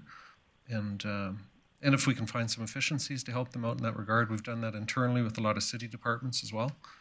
So, but we would appreciate a motion from council. Perfect. Thank you for that, Director Miller. I see Councillor Bosch in the queue. Okay, I'll move to direct administration to work with the library administration to review their strategic plan and priorities and bring back a needs assessment to the appropriate standing committee for discussion. Thank you for that motion. That motion is in order. Comments or questions on the motion? I see Councillor O'Toole. Yeah, I support that fully. In fact, if I had my opportunity, I would have made the motion myself. That's all right. Well, we have some eager members of council, so next time be quicker to the draw. I'm just joking. Thank you for your support there, Councillor O'Toole. Any other comments or questions on the motion? Seeing none, I'll call the question.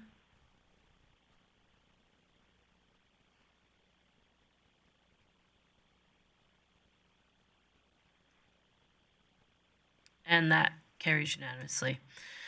Moving on to committee business under item 7.1, Infrastructure and Economic Development Committee of November 9th. Sorry, I'm just hearing some whispering in the background. I'm not really sure why. But regardless, I'll look to Councillor O'Connor. Is that not your standing committee? The Infrastructure and Economic Development Committee. Too busy talking in the background.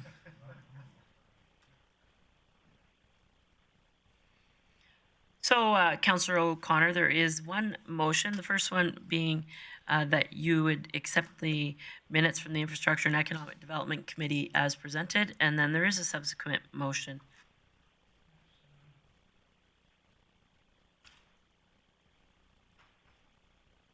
I'd like to move that we accept the infrastructure meeting of November 23rd as presented. November 9th, sorry. Perfect. Thank you for that, Councillor O'Connor. Any comments or questions on that package as presented? Seeing none, call the question.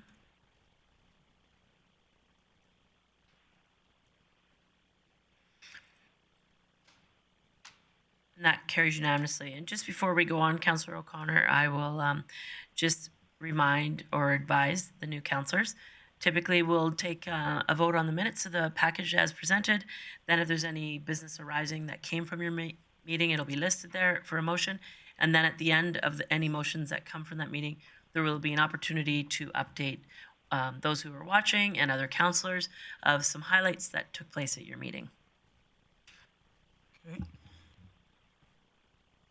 Thank you, Your Worship. There is a motion on the floor. Sorry, that endorse the draft terms. Is that the one? There is an item in your package, 7.1, that council bring forward a funding request of. Sorry, Your Honor, I was. Your Worship. Your Worship. I don't want that responsibility. When you fail good. So, anyway, there is a motion.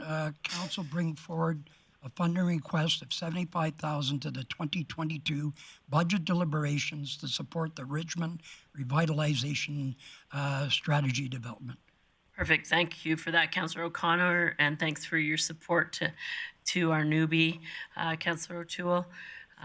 That motion is in order. Comments or questions on the motion, Councillor Blackmore? $75,000 is not a heck of a lot of money to revitalize an area, so I'm wondering if administration could let the public know what the $75,000 is actually for. Sure. Director Glavin? Oh, and I see Mr. Sheldon online. So I thank you for that. Mr. Sheldon, if you just wanted to give us a high-level expectation of what that $75,000 is going towards. Sure. Thank you, Mayor Clayton. So the $75,000 is really would provide the ability to allow for short-term objectives to be met. So keep in mind that the work is going to continue on this project, and we would expect, administration would expect to be in front of council in spring of 2022 with recommendations or options for revitalization strategies that may come with future budget asks or considerations. So those, the project at this point will be to determine short, medium, and long-term goals. So certainly the medium and long-term strategies that would be presented to council before a future budget. Council will have time to plan for those. The $75,000 was, the ask is really for any, I guess, I shouldn't use the term incidental, but it would be to allow us to move forward with short-term projects that may be identified throughout the project. Again, with a report expected in spring of 2022, it would allow us to concurrently address some of the short-term potential solutions between spring of 22 and the next budget deliberation. And so, as we spoke before, that it may be a study, it could be crime prevention audits, it could be signage or promotion. There's a number of items that have been raised that may be short-term solutions that this funding would be earmarked for. Thanks. So, Councillor Blackmore, did you have a subsequent question? Yeah, I'm wondering if that includes some public consultation money. Mr. Sheldon? Yeah, through Mayor Clayton. Yes, it absolutely does. There is quite a comprehensive project plan on this, and the next steps do involve several rounds of public consultation. So the funding was thought to potentially provide for that as well. Okay, that satisfies Councillor Blackmore for now. Councillor Leonard, did you have something, or you just have your camera on? It's fine if it's on. I just wanted to double check. Okay. Thank you for that. No, I'm just... Okay. Any further comments or questions on that motion? Seeing none, I'll call the question.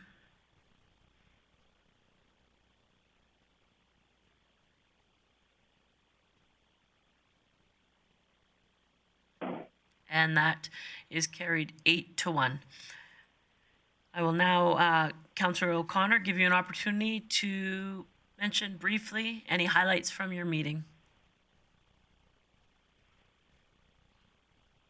And if you have nothing to add, that's totally fine as well. I have nothing to add. Thank you. All right.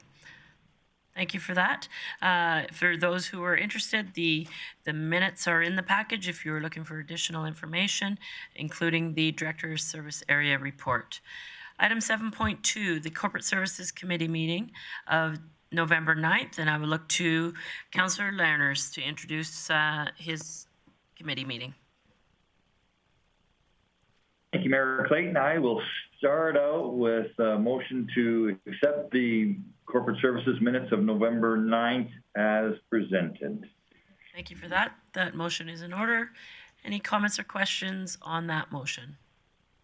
Seeing none, call the question.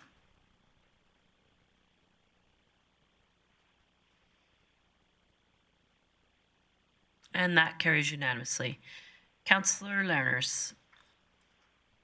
Yeah, so out of that meeting, we have one motion, and I'll make a motion that the property is subject to 2020 tax recovery notification as per the list that's attached to the minutes be offered for sale by public auction, and that the auction be held in the first floor north conference room at City Hall on Friday, March 18th, 2022 at 9 a.m. And finally, that the reserve bids for the 2020 tax recovery sale be set as per the attached Appendix D. Great. That motion is in order. Comments or questions on that motion? Seeing none, call the question.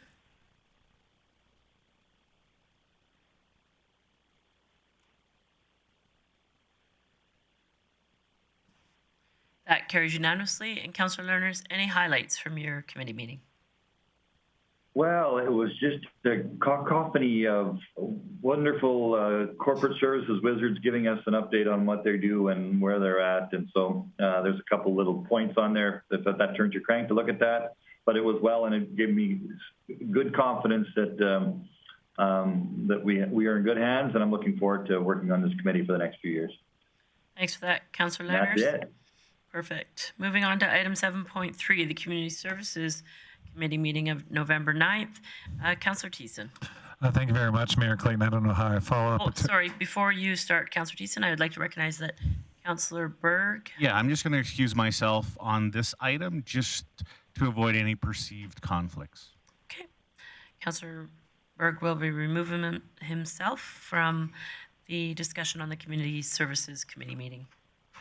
Go ahead, Councillor Thiessen. Well, I guess I can't follow that up. Somebody just left the building. But I would move that council adopt the meetings of the Community Service Committee meeting held November 9th, 2021 as presented. That motion is in order. Don't see any comments or questions in the queue. I'll call the question.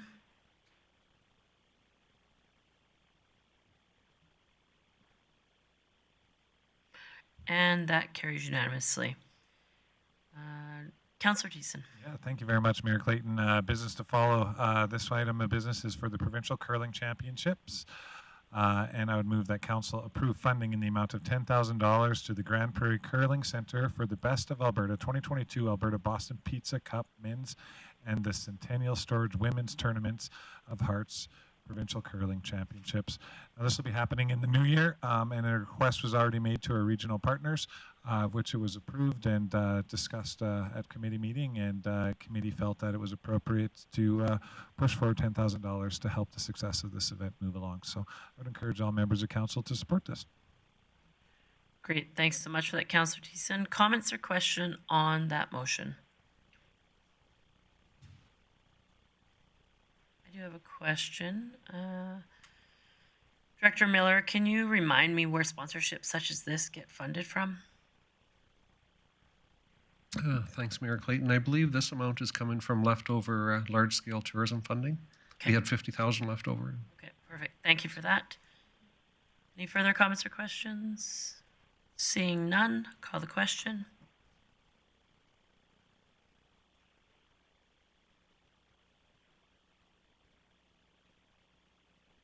And that carries unanimously. Somebody could let Councillor Berg know that he could. There we go. Moving along to item 7.4, the committee meeting minutes from the Protective and Social Services Committee meeting held on November 9th. And I'll look to Councillor O'Toole. I move that council adopt the minutes of the Protective and Social Services Committee meeting held November 9th, 2021 as presented. Perfect. That motion is in order. Any comments or questions on the motion? Seeing none, call the question.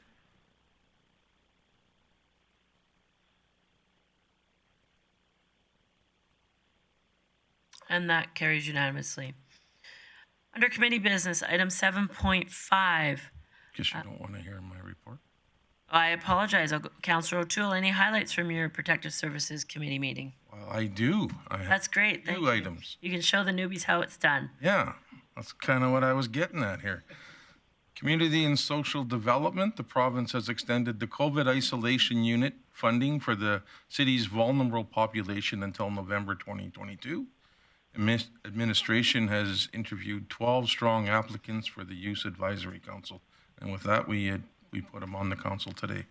Enforcement services preparation are in place for the December 2021 implementation of the administration penalty information system. Items such as portable printers and modems have been acquired in advance of the go live date, February 1st, 2022. Emergency management, dry run of the Mobile Emergency Coordination Center setup will be conducted in December to identify and address any gaps or issues with the new equipment. And the fire department, the crews are currently completing their annual first aid training. The department will also be running a confined space rescue course over the next couple of weeks. And under the department of the RCMP, on October 31st, traffic operation was conducted where 13 impaired drivers were caught. Administration has conducted several community knowledge campus foot and vehicle patrols in response to community concerns.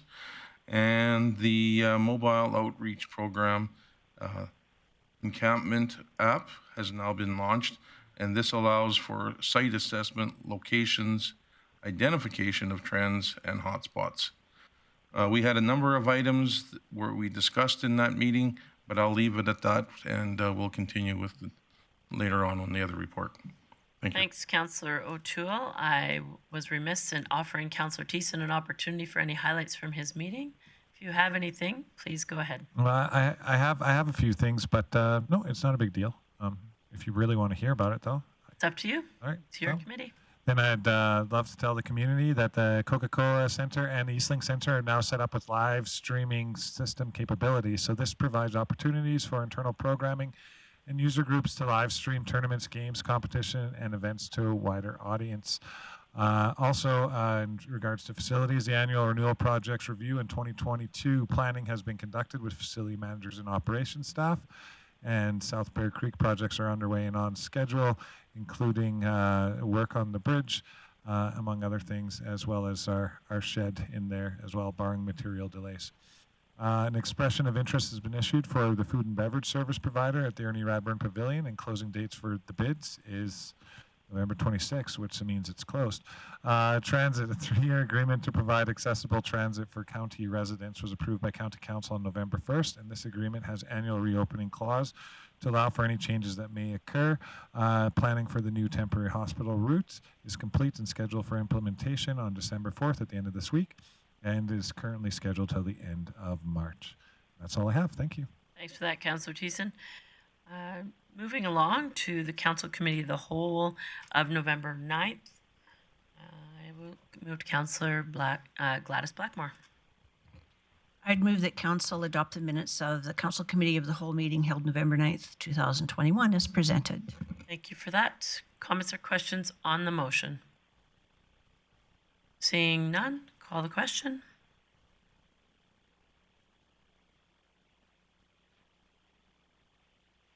Thank you for that. Moving on to Community Services Committee meeting held, my apologies, that motion carried unanimously.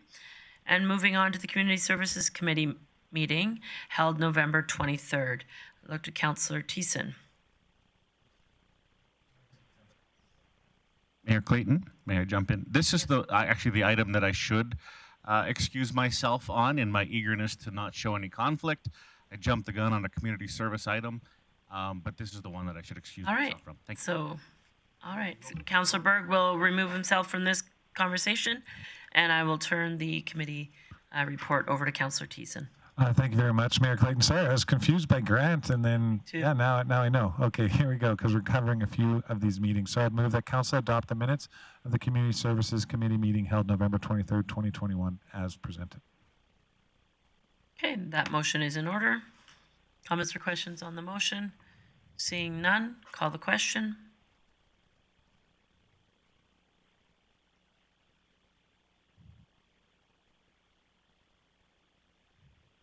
Councillor Thiessen, business arising, that passes unanimously. And Councillor Thiessen for any business arising. Yes, a couple of business arising here. 1 second as I get to the full motion. but it doesn't seem to want to pop up. Just for those of you who are watching, wondering why we're going through committee business again, there wasn't a council meeting between the first set of committee meetings and the second set. So there is 2 sets of committee meetings being reported on tonight. Yes, and sorry, my iPad just glitched while I was bringing up the full motion. So this one is in regards to grants that we hand out on an annual basis. And so for that, I would move that council approve funding allocations in the following amounts. For the Pursuit of Excellence, Come Fly With Me funding and Perky McCullough Scholarship to Ethan Fernandez in the amounts of $1,192.50 and $2,500. For the Pursuit of Excellence, Come Fly With Me funding and Perky McCullough Scholarship to Sydney Kinderwater in the amounts of $1,192.50 and $2,500. Pursuit of Excellence Bob Newfield Scholarship to Grace Yackel in the amount of $1,200. Arts Development Individual Project funding to Kelsey McInnes in the amount of $1,400. Arts Development Scholarship funding to Paige Barrett in the amount of $1,400. A transfer from the Public Art Reserve in the amount of $1,361.43 for the Windswept Sculpture Plaque. A Community Improvement Grant funding to the Highland Park Neighborhood Association in the amount of $4,960 to do a disc golf course in Lions Park. A Community Improvement Grant funding to the O'Brien Lake Neighborhood Association in the amount of $2,500 for park benches around their orchard. And Community Improvement Grant funding to the Highland Park Neighborhood Association in the amount of $4,123. So all in all, we're handing out a bunch of grants. Some of it's going to send individuals in our community to school. Some of it's going to develop musical CDs. Some of it's going to help them with their training and their aspirations to get to the Olympics one day. And of course, others are meant for different projects in and around the community. So with all those and all the great funding requests and the good that's going to do, I would encourage council to support this motion. Great, thanks for that, Councillor Thiessen. Comments or questions on the recommendations? All right, I'll call the question on that motion.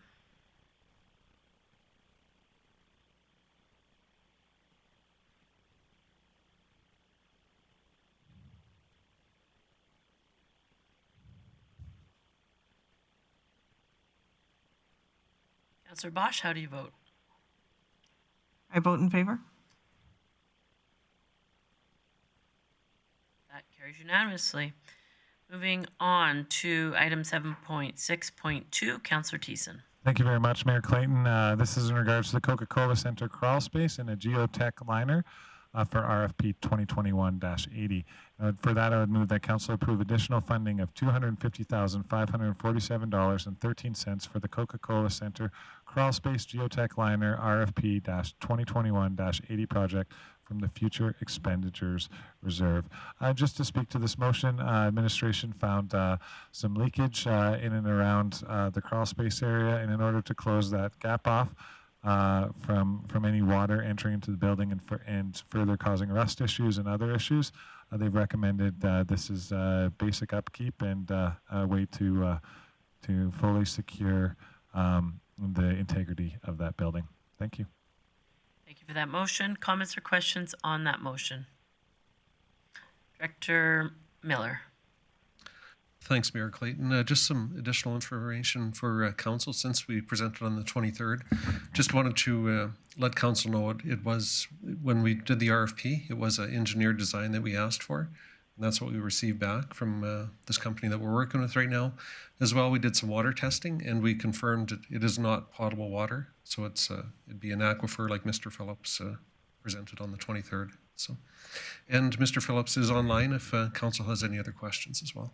Great. Thanks for that, Director Miller, and for that information. Any further comments or questions from council? Seeing none. Oh, sorry, Councillor Lerners.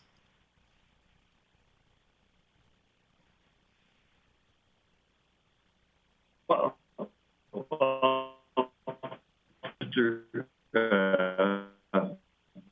this year, I thought I'd ask some things. They're kind of different sources because one has pressure, one really doesn't, and one can be fixed in different ways. But just your thoughts on that, if you have any insight on that. So I'm not sure, Mr. Phillips, if you heard the full question because there was a little bit of a bad connection there. Thank you, Mayor Clayton. You're correct. I did not hear the first part of the question. Sorry, Councillor Lerners, could you just repeat your question? Sure, I'll try again. I apologize for the connection. I'm just curious if we know that how certain we are that it's an aquifer, or if it's just the fact that it's much lower than the adjacent grounds, and you've got parking lots and stormwater systems that draw to it, or does it consistently flow in there, or is it intermittent flow? I guess that would be the question. Mr. Phillips. Thank you, Mayor Clayton. Yes, so in speaking with our environmental department, which I do have available, or she is available, Amy Clarkson, if needed, but the 1999 geotechnical report detailed the site as having marshy conditions. So being that we did test the water originally when the hole was cored, and then as was required or requested during committee, we tested the water again. Both proved to be not potable, and so that aquifer may or may not be flowing, pardon me, at any given time. I guess if you would like additional information, Ms. Clarkson could speak to that. No, it's just the engineering me. Just curious. Sorry, I'll leave it at that. I'm not all that worried. I was just curious because of the area, and what you said is exactly true. I think there's been a lot of land built on low areas, and that's part of the result of what happens when you do that. So something to keep in mind when we're developing sites, I guess. Great. Thanks for those comments, Councillor Lerners and Mr. Phillips, for your answers. Any further comments or questions on that motion? Seeing none, I'll call the question.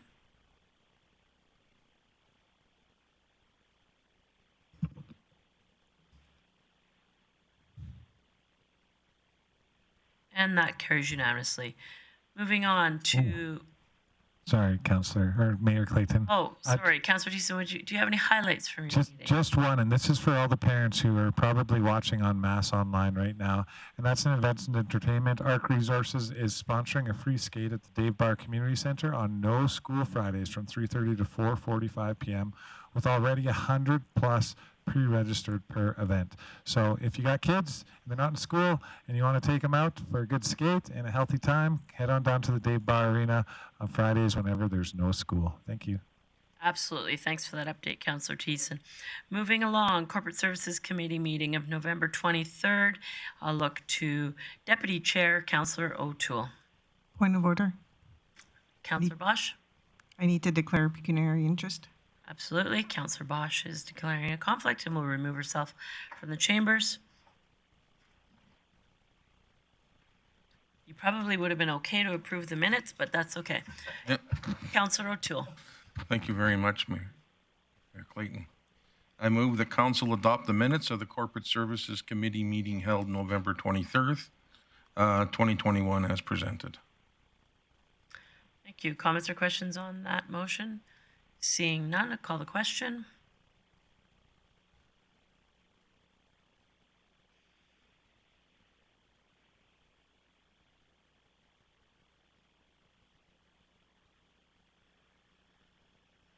And that motion is carried unanimously. Moving on to 7.1, Councillor O'Toole.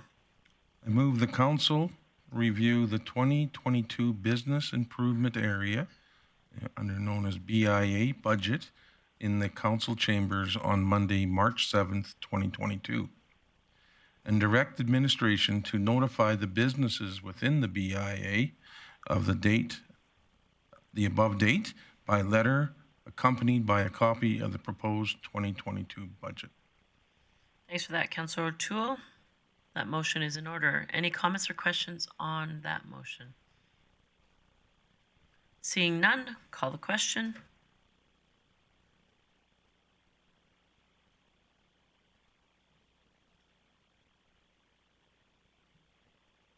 And that carries unanimously. Possibly somebody could grab Councillor Bosch and Councillor O'Toole if you wanted to continue with the meeting, any meeting highlights. Okay, just getting things working here. Yes, just under the Director Services Area report, Ms. Trim, Corporate Services Director, presented committee with an update on the current and proposed activities planned throughout the service area. Finance auditors have completed the interim audit. Final year-end field work by auditors will be done by early March 2022 for the December 31st, 2021 year-end. ITS and GIS and the tax system RFP will close on November 29th. The deadline was extended to accommodate a request of submission. Asset management, the city's first state of infrastructure report will be circulated to council later this week and for review prior to the budget deliberations. And legislative services, the deadline to apply for a public member appointment has been extended to November 30th for the Combative Sports Commission, Community Advisory Committee, Community Knowledge Campus Advisory Committee, and the Subdivision and Development Appeal Board. Anyone interested in becoming a member can reach out to Legislative Services or apply online through the city's website. In support of the bylaw and policy review mandate, the administration is preparing to bring forward many bylaws and council policies for review next year, and this will include boards and committees bylaw, council code of conduct bylaw, and subdivision and development appeal board bylaw. And with that, that is my update. Thank you for that, Councillor O'Toole. Moving on to item 7.8, the Economic Infrastructure and Economic Development Committee meeting of November 23rd. Councillor O'Connor. To move that council adopt the minutes of the Infrastructure and Economic Development Committee meeting held November 23rd, 2021 as presented. Thank you for that. Any comments or questions on that motion? Seeing none, call the question.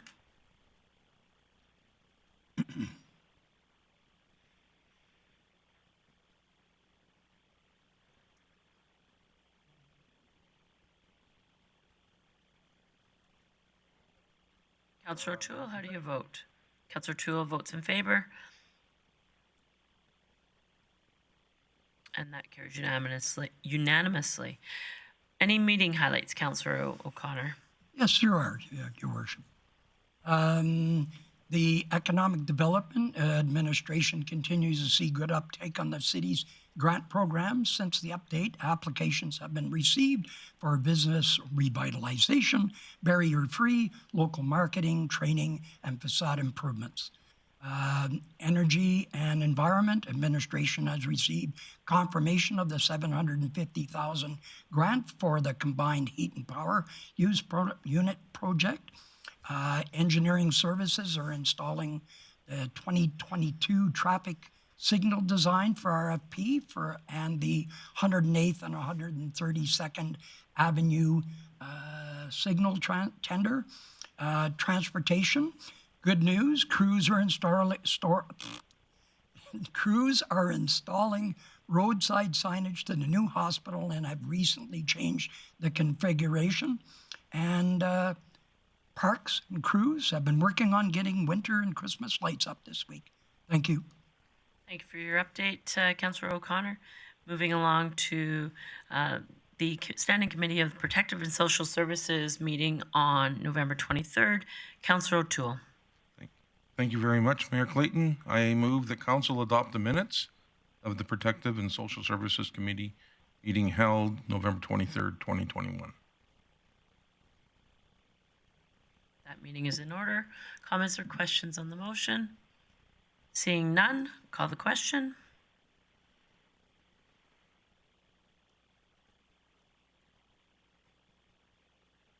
In favor. Councillor O'Toole votes in favor. And that is carried unanimously. Any meeting highlights, Councillor O'Toole? Yeah, going back to the Director Services Area Report, Community Social Development, the provincial government announced funding to allow shelters here, Wapiti House and St. Lawrence Centre and Oasis to be open 24/7 with support throughout the winter months, November 1st, 2021 to March 31st, 2022. Planning continues for the International Day of Persons with Disabilities. virtual event on December 10th, and the Accessibility Advisory Committee administers the Inclusive Community Award, and the deadline to nominate in an individual or business is December 1st. Enforcement Services Administration continues to have a strong presence at the Community Knowledge Campus and along 68th Avenue, particularly in the evening hours. The situation will be monitored, and enforcement present will continue until the matter is resolved. Work is ongoing with property owners and businesses throughout the city to secure permission to act as a property agent. Once authorization is given, enforcement officers can remove persons that are loitering and trespassing on the property. A parking ban was declared November 16th for the snow routes. Officers will be lending support to the Transportation Department for snow removal. When possible, officers will be going ahead of transportation and getting as many vehicles moved as possible.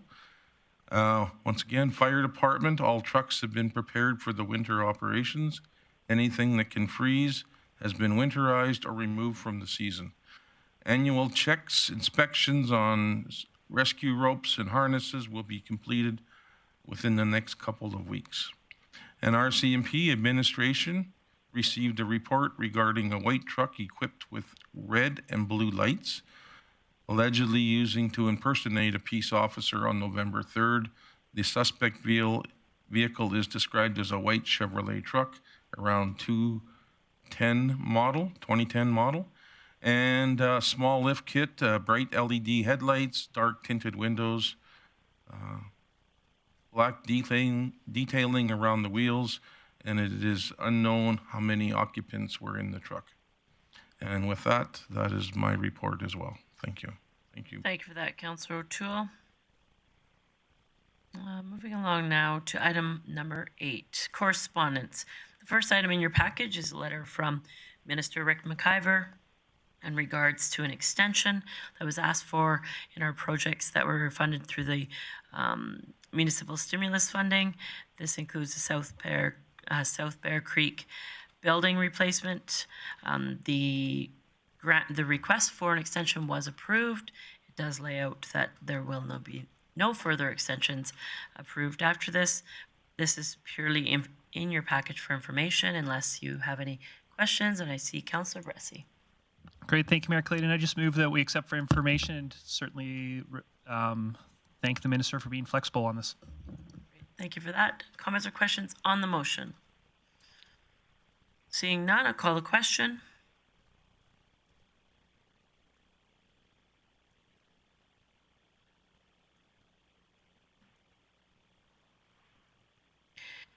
I'll vote in favor. Councillor O'Toole votes in favor.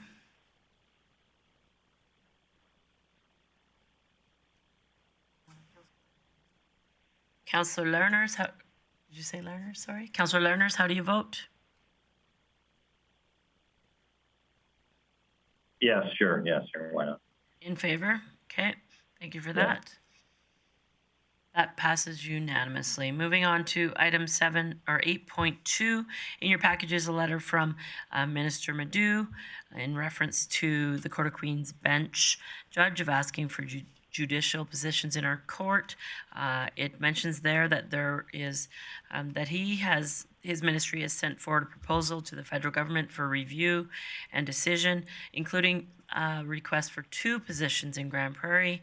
I'm looking for a motion on this. Any comments, any questions? Councillor Bosch. I just have a question in regards to what type of positions are they looking for? So these will be 2 judges, Court of Queen's Bench judges. We had done some advocacy work with the ministry to look for, we haven't had that position in the ministry. In the documents, in the MGA, it says that there will be at a minimum of 1. And currently, Grande Prairie hasn't had that judge for numerous years. So previous council did some advocacy work with this ministry. The minister did respond to a letter that had been sent, but now indicating that he is advocating for 2 positions. How do we look for prosecutors in this area? Are we low, or do we know? Sure. So we are low. I can, other than saying we are low, I'll maybe turn it to Director Manuel rather for some comments in that regard. So, prosecutor recruitment in Grande Prairie has historically been a bit of a challenge. I do believe with some of the economic downturns the last couple of years and law school putting out more candidates as far as recruiting junior lawyers, I think we have had more success, so they don't have the vacancy that they have had in years past. We're actually pretty fortunate that a former city employee from Enforcement Services went and got his law degree and has come back and has joined their team. So they are starting to be able to recruit locals, which obviously is less transitory in nature. So I think they're in better shape than they were, but news around the Queen's Bench Justice would be positive because it's been well over 20 years since there's been one in town. Thank you for that, Director Manuel. Councillor Bosch. I'd like to congratulate this council and Mayor Clayton on the advocating for our new positions for Court of Queen's Bench. And I'd like to make the motion to receive this for information. Sure, that motion is in order. I do see Councillor Bressie in the queue, and I had some comments as well. Councillor Bressie? Sorry, I don't think I'm in the queue anymore. I was just going to make that motion, but happy to have Councillor Bosch make it. Perfect. He is like that. Just in regard to that motion, I think that it's a little bit presumptuous to congratulate us. There still is a step there. It does have the wording of the letter has a little bit of concern for me, in the fact that there's still advocacy that's required with the federal government. I do agree. Let's receive this letter for information. However, I would appreciate a subsequent motion potentially following this for additional advocacy work. And I think Councillor Bressie and I have discussed this. So let's vote on this motion, and then I'll see what business arises, and if not, I can chime in regards to what I was thinking. So I'll call the question on that motion to receive this letter for information.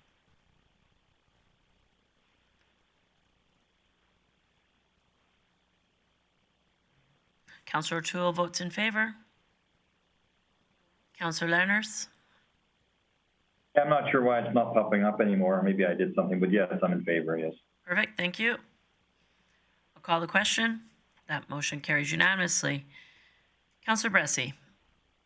Thank you, Mayor Clayton. I'll make a follow-up motion and certainly open to friendly amendments or wholesale changes if somebody's got a better idea. But that is just, I would move the council direct the mayor to follow up with MP Warkentin and other relevant federal officials to update them on this provincial letter and the city's request for a Court of Queen's Bench Justice. Absolutely. Times two, I got reminded. Yes, absolutely. This letter, as indicated, is having the provincial minister advocate for two positions, but the funding is federal. The appointment comes from the federal government. This does not secure these positions that the provincial government has said that we are owed, for lack of a better word, but to be allocated to Grande Prairie. So I think a letter would be appropriate. I'm happy to do some advocacy work with our local MP and reach out to the appropriate ministers. And is there comments or questions in regards to that? And if not, we'll just wait for a minute for the motion to pop up.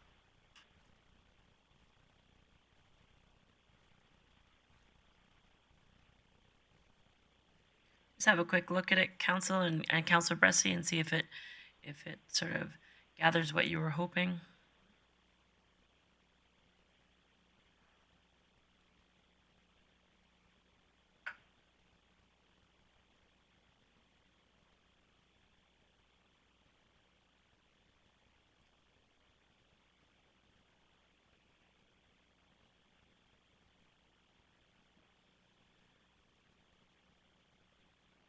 It's coming, I promise. It's coming through the mail.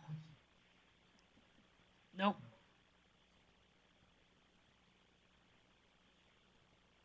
Nothing.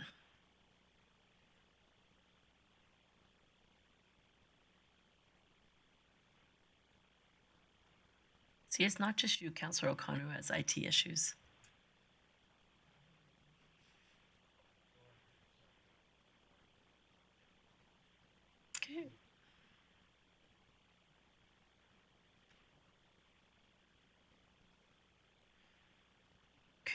Let's just give it a second here.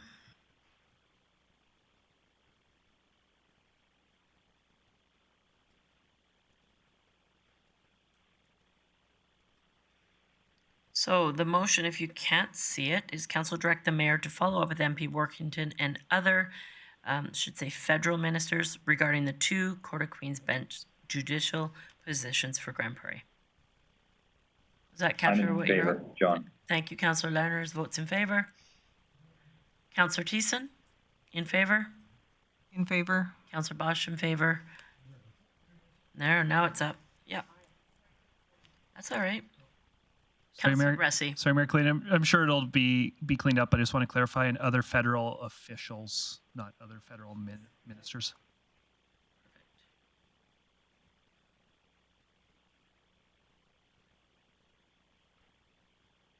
All right.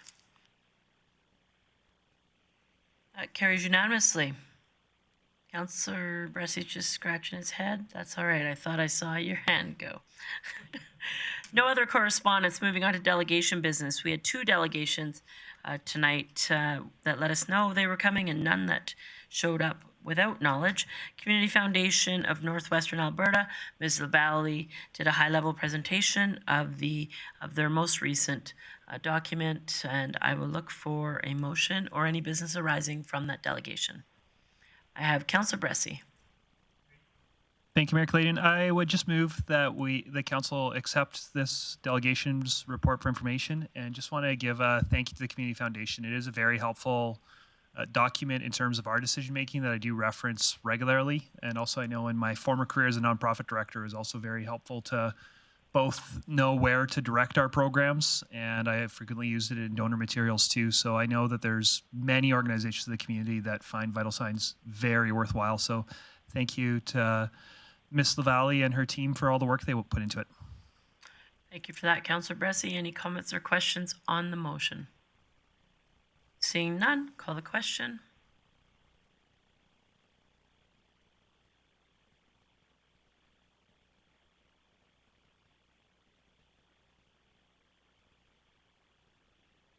And that carries unanimously.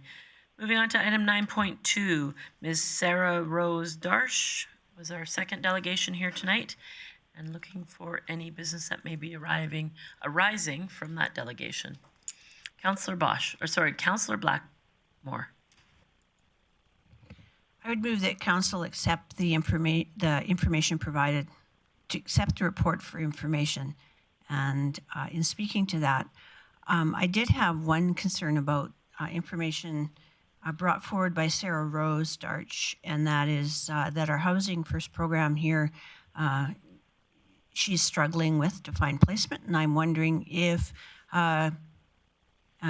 Director Manuel could tell me if we follow the Housing First national mandate as it was laid out many years ago, or if we've adapted it to our own community. And I'm asking that because it's my understanding that Housing First provides housing before making any requests for action on behalf of the person who's being housed, that the house comes before anything else. Richard Manuel? Thank you, through the mayor. Good points. So the answer to that is yes, Housing First is about using housing as a platform for recovery, not requiring recovery or participation prior to housing. So those principles are in effect. One thing that is important to note is there's a variety of housing options within Housing First, understanding that not one model fits every client. So there is congregate sites, there's permanent supportive housing, there's market housing opportunities, and it's not one pipeline or organization that facilitates Housing First. There's no less than 4, potentially another 1 or 2, that provide caseworkers that manage Housing First clients, and they can enter through Northreach, through Wapiti House, through Centerpoint, through CMHA. There's a variety of entry points. So certainly administration can follow up. Myself, I was unfamiliar with the delegation, with Sarah. I know the other gentleman, but we can certainly follow up. And she made some points around the help seeker program as well. And while she was here, I did bring it up and saw that it is functioning, so I can work with her around that and make sure that she's able to operate and familiar with that product. And the healthcare issue that came up there, I tried to make a comment there. There is some gaps that exist within healthcare for that client base, but a lot of work's been underway there, and Health Canada has provided funding to Northreach, as has a doctor presented themselves that recently relocated to Grande Prairie, and we met with on Thursday, looking to do primary care within our street outreach center and our Stonebridge project. So there's medical supports that are in development that we hope to have available to address some of the issues raised there. The other thing that Sarah Rose mentioned was the hub, and she didn't know what that was, and I have to confess I don't either. Through the mayor. So what hub is those various Housing First agencies and providers have a weekly meeting where they present candidates that have gone through an assessment, because we want to make sure that people are being placed into the most appropriate housing option for their circumstance and their acuities and those sorts of things. So that's a process that's developed over the past year. It comes out of coordinated access. It includes representatives from the various agencies, plus Alberta Health Services, community social development, and so on. And that's really where a community of representatives come together to figure out the best paths to support people on their journeys to housing. So it's really to prevent people accessing from multiple points, so they don't end up with multiple houses. So certainly through the mayor, it is to make the system more efficient. So instead of one person having 5 different caseworkers, they have a primary caseworker that's bringing them through. But it also is to ensure that we're not sending somebody, in years past, simply providing a house was not the solution if you don't provide the appropriate housing and supports in wrapping around that. So, putting somebody with heavy addictions issues into a market apartment is just a recipe for disaster. So, Great, thanks, all I have. Councillor Bosch. So can we make a friendly amendment to this motion in regards of asking protective and social services to contact the delegation and for council to receive the delegation presentation for information? Or is that a given? So if you want the presentation, meaning the start of the, what do you call it, petition, it can be circulated for sure. But I think that your motion to direct administration is probably a subsequent motion. Oh, okay. Okay. Comments or questions? Sorry, Councillor O'Connor, is this on the motion to receive this, or did you have something in addition? Just 2 comments. Okay. I've heard some comment. First point is I've heard some comments from some agencies that the Housing First are not very flexible, and they expect people to come on their time. If they don't show up for an 8 o'clock appointment, they're done.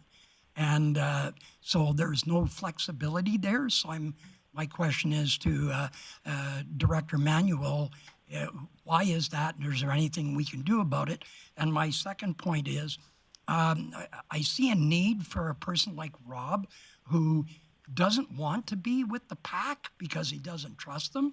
And is there a place that we can get him some sort of support? So I think that's important. Director Manuel. Through the chair, so a couple of things. It's possible, Councillor O'Connor, that what you're hearing about access and missing appointments may not actually be Housing First. I'd be curious to follow up on that, because my understanding is Housing First has access, several days a week on a flexible schedule. We do have issues with identification and what we call the ID clinic, which is, it's offered Thursdays at a very specific time. And if people aren't there, they're not provided those services.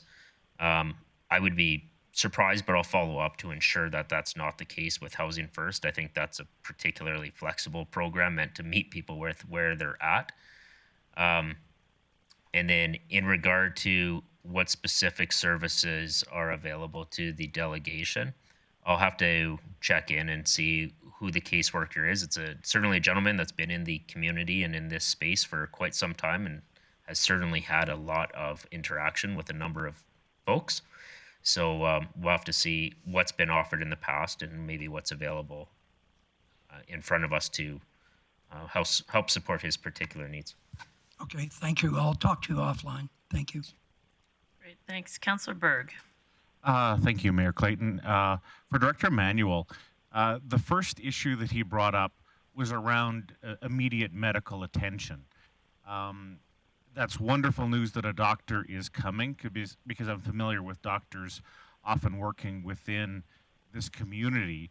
I'm also somewhat familiar that at Wapiti House anyway, that there have been nurses in the past. Is there any trained medical staff, to your knowledge, that works in Wapiti House, St. Lawrence Centre, or Oasis? Through the chair. So the second floor of Wapiti House does have permanent on-site Alberta Health Services nursing staff.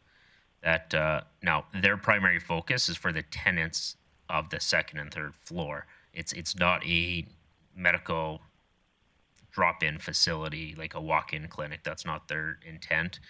That being said, there is a treatment room on the main floor, and I was there earlier today, and they had a third-year nursing student that was there doing wound care and following up with some clients that were there. Additionally, as the delegation indicated, Northreach Society does have a nurse that attends the Street Outreach Center on a regular basis to engage and provide clients with some services. But we identified early in the COVID outbreak that medical support in this area in our community is deficient compared to other communities, and that it has formed an advocacy item for the past council, and I suspect it's going to carry over to this current council. I'm glad it's moving forward. Thank you. Thanks. Councillor Thiessen.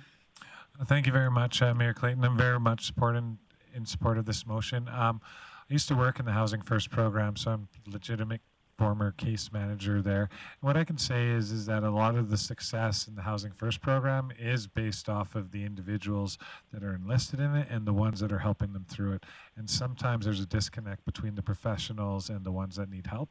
And it's very much like Mr. Rob Wallace was saying before, that sometimes people just want to collect a paycheck, and that makes a big difference sometimes in finding someone a suitable house and the suitable supports to keep them in that housing.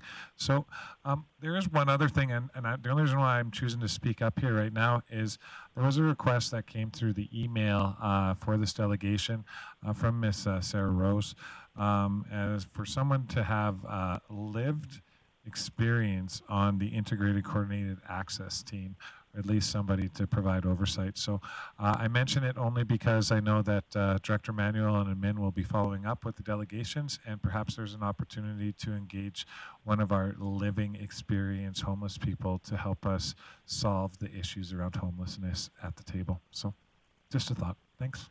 Thank you. So currently the motion on the floor is to receive the delegation presentation for information, and then I'll open it up if there's any other business arising. So I see no comments or question on that motion. I'll call the question. Please vote.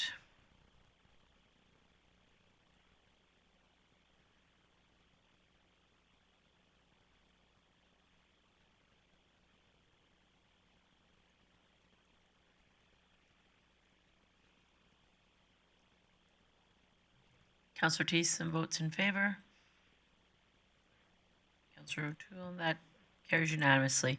Councillor Bosch, I think you had a subsequent motion you were looking.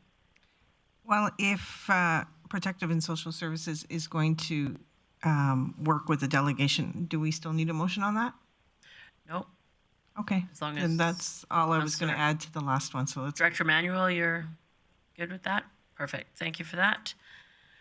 Okay, moving on. I see no one else set. So there's no notices of motion for tonight, and we are now heading into our recess.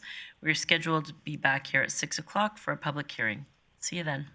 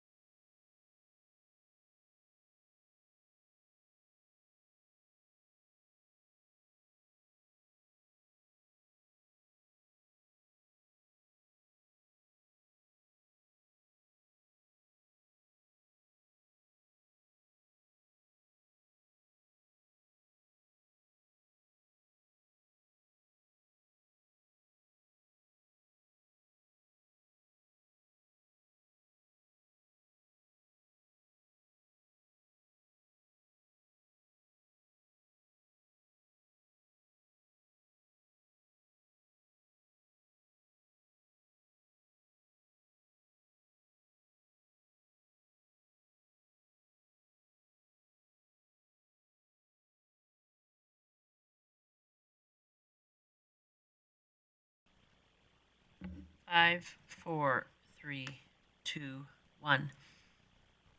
Good evening and welcome back to the second portion of the City Council meeting of November 29th. We have no scheduled delegations for this evening and no unfinished business, so we'll move right into public hearings. Item 14.1, the Riverstone Outline Plan Amendment C-1411A and the Land Use Bylaw Amendment. I'm going to turn this over to Mr. Welton. Great. Thank you, Mayor Clayton. The city has received an application to amend. Oh, I will share my screen.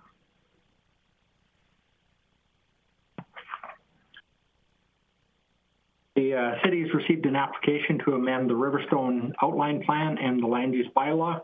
The purpose of both amendments is to allow for the development of a 5-unit townhouse development on the subject site.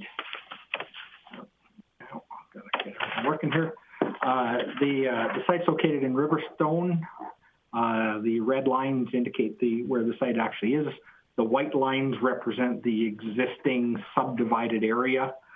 The area across 92nd Street is slated for industrial development. It's currently vacant. The area immediately to the north has been subdivided for semi-detached, and some semi-detached dwellings have been developed. Further to the north, there's a mix of single and semi-detached. In the area to the south and the east, that area was designated in 2020 in the Riverstone Outline Plan for a 55-plus gated condo community for semi-detached. So this particular site is, I guess, slated for to be surrounded by semi-detached dwellings. The Riverstone Outline Plan, essentially 2 maps would be amended, maps 4 and map 12, and corresponding changes to some of the tables just to make all the numbers work. This is from map 4. It indicates sort of what the existing map looks like and what it proposed to look like. So again, it would be a change from single family to multifamily for the 4 proposed lots. This map here shows the zoning for the surrounding area. As I indicated, the area across 92nd Street is all slated for industrial development. The site is currently RS. All of the surroundings is RS. So this would be a bit of a spot zoning to RC. The RC district allows single and semi-detached. The RS allows single and semi-detached. The RC allows semi-detached and townhouses. So as the area surrounding this site is developing with semi-detached, the idea that is being proposed that this would accommodate a 5-unit townhouse. The townhouses and semi-detached are compatible with each other. The RC district, like I said, allows both semis and townhouses. And as a result of that, we are recommending that council give these 2 bylaws first, second, and third reading. I'll also mention that Bailey Lapp, the applicant with Bairstow and Associates, is in the meeting, and she will be available to answer any of your questions as well. Thank you, Madam Mayor. Great, thank you so much for that. I'm just going to ask Ms. Lapp if you're on here. Please turn your camera on. And yes, can you hear me, Madam Mayor? Perfect. Yeah, you bet. Thanks. Just so I know you're there. So as always, hi. So as always, the planning staff has been amazing to work with. They've done a great job briefing you on this application, and I'm just here if you have any questions. Thank you. Awesome. Thanks so much. So I will call this public hearing to order, which we've already done our introduction from administration, so I apologize for not doing that previously. Looking for presentations or submissions. The applicant is here if council has any questions. And then I will ask to see if there's anyone here to speak in support of this opposition or of this application. I will ask a second time if there's anybody here to speak in support of this application. And a third time, anyone here to speak in support of this application? If you are, please turn on your camera.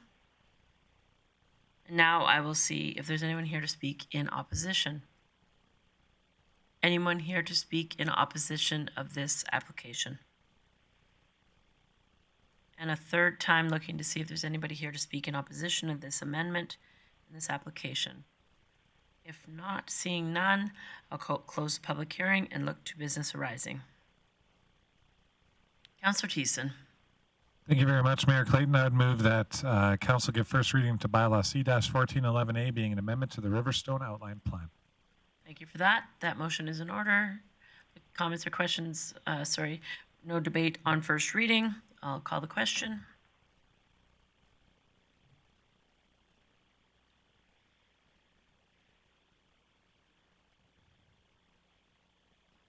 And that carries unanimously. Councillor Thiessen. Thank you very much, Mayor Clayton. I would move that Council give second reading to bylaw C-1411A. The motion's in order. Looking to Council to see if you have any comments or questions on second reading. Seeing no one, I'll call the question.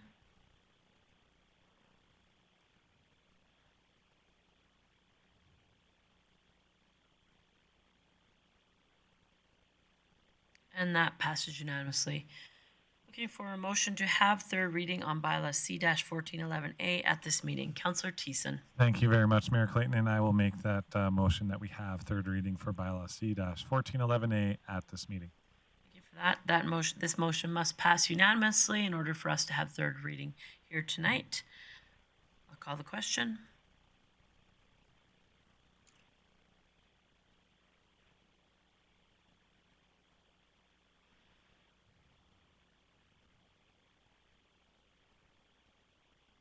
And that carries unanimously. Councillor Thiessen. Thank you, Mayor Clayton. I would move that Council give third reading to bylaw C-1411A, being an amendment to the Riverstone Outline Plan. So this is a motion to give third reading here tonight. I see no comments or questions on this motion. Call the question. Please vote.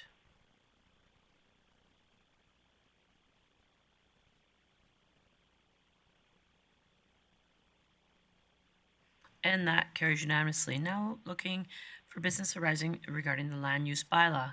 Councillor Thiessen. Oh, let's go to town. I would move that Council give first reading to bylaw C-1260-143, being an amendment to the land use bylaw. Thank you. There is no questions or debate in first reading. Call the question.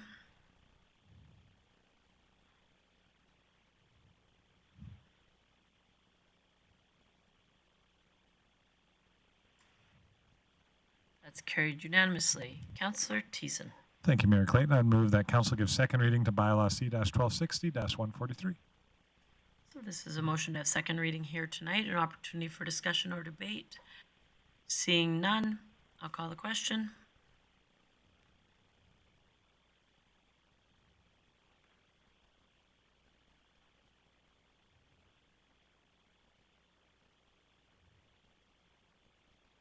Carries unanimously. Councillor Thiessen. Thank you very much, Mayor Clayton. I'd move that Council have third reading for bylaw C-1260-143 at this meeting. Thank you for that. This is a motion to be able to have third reading here tonight. It must pass unanimously. I'll call the question.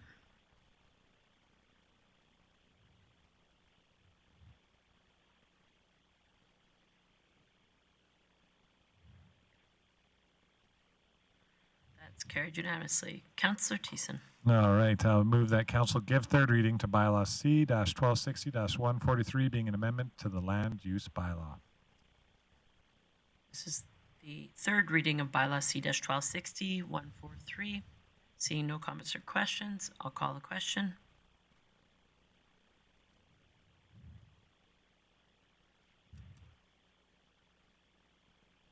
That was easy. And that carries unanimously. Thank you for that, Councillor Thiessen.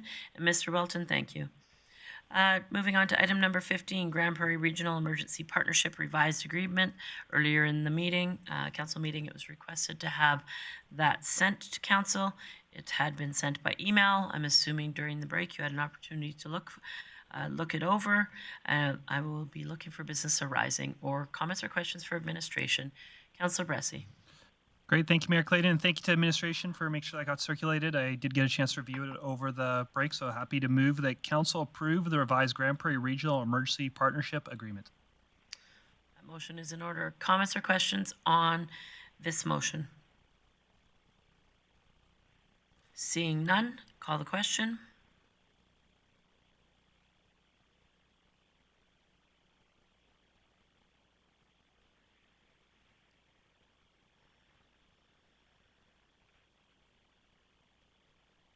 And that carries unanimously.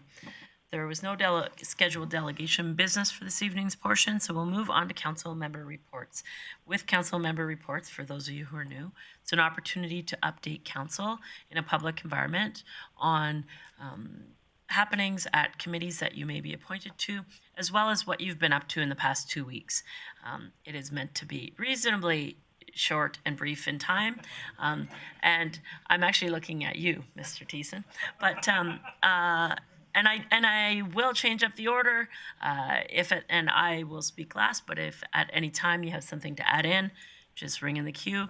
I'm going to start with Councillor Thiessen so he can lead the way to show you how brief it should be. Just for the record, I just started my e-scribe and it gives me 10 minutes to talk. Ooh. I got this. She does, yeah. She can mute me off. You know what? It's been a very, very busy set of time since our last council convened and our first council reconvened here. So this is our first council meeting. So welcome to your official line of duties to all the new councillors. As far as stuff to do, I didn't actually hit any committee meetings. Unfortunately, our administration has been hard at work making sure that we're well trained. So I've had to pass on a lot of the external committees. But just to speak briefly to it, I know we're all awaiting to go celebrate a good, close, dear friend and pillar and I guess icon of the community. But to that extent, this last week was a day of many celebrations. I celebrated with many members of council, I think every single one of them, the life of Helen Rice at her funeral service at the Bow Centre. Helen was a close dear friend of mine. In fact, I'm sitting in her chair that she occupied for many years on council with me when we sat on that, and so it was really nice. I thought our city staff at the Bonnets Energy Centre did an excellent job of putting everything together, and it was all in all very respectful and a great tribute to her life. Speaking of tributes to life, I also attended the Doug Eady celebration and jersey handoff for all his years of volunteer community support work for the Storm and for the city of Grande Prairie, and that was incredible. And yeah, that's about it. Oh wait, no, there's one more big thing. I should probably leave it for Dylan, but I just wanted to congratulate him live on person to all the people watching at home for his election to the AUMA Board of Directors. He went in, he worked hard. And I think at the end of it, I didn't give him one hug the whole AUMA conference. I had a red dot that said, Dylan doesn't get a hug until he wins. And then when he won, because he knocked it out of the park, I gave him his highly anticipated hug, and it was a good one. I said, well done, good job, you earned it. Way to go, Dylan. Congratulations.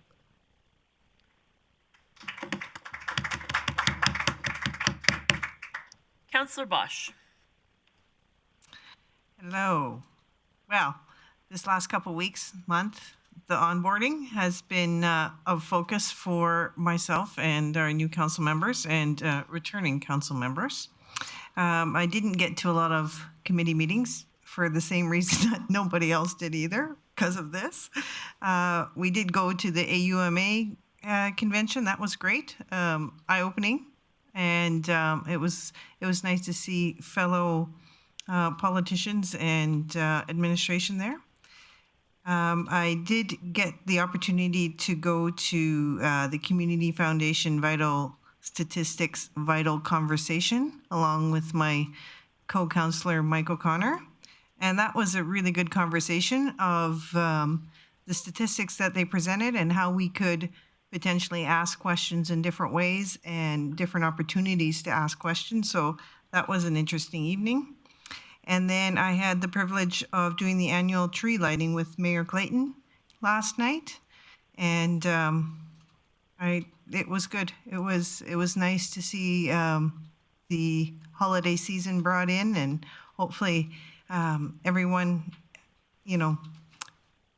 appreciates what we do have and the friendships that we have and the families that we keep. And so it was good to work with you, Mayor Clayton, on that as well. So I think that's it. And congratulations, Dylan. Thanks for that, Councillor Bosch. Councillor Bressie.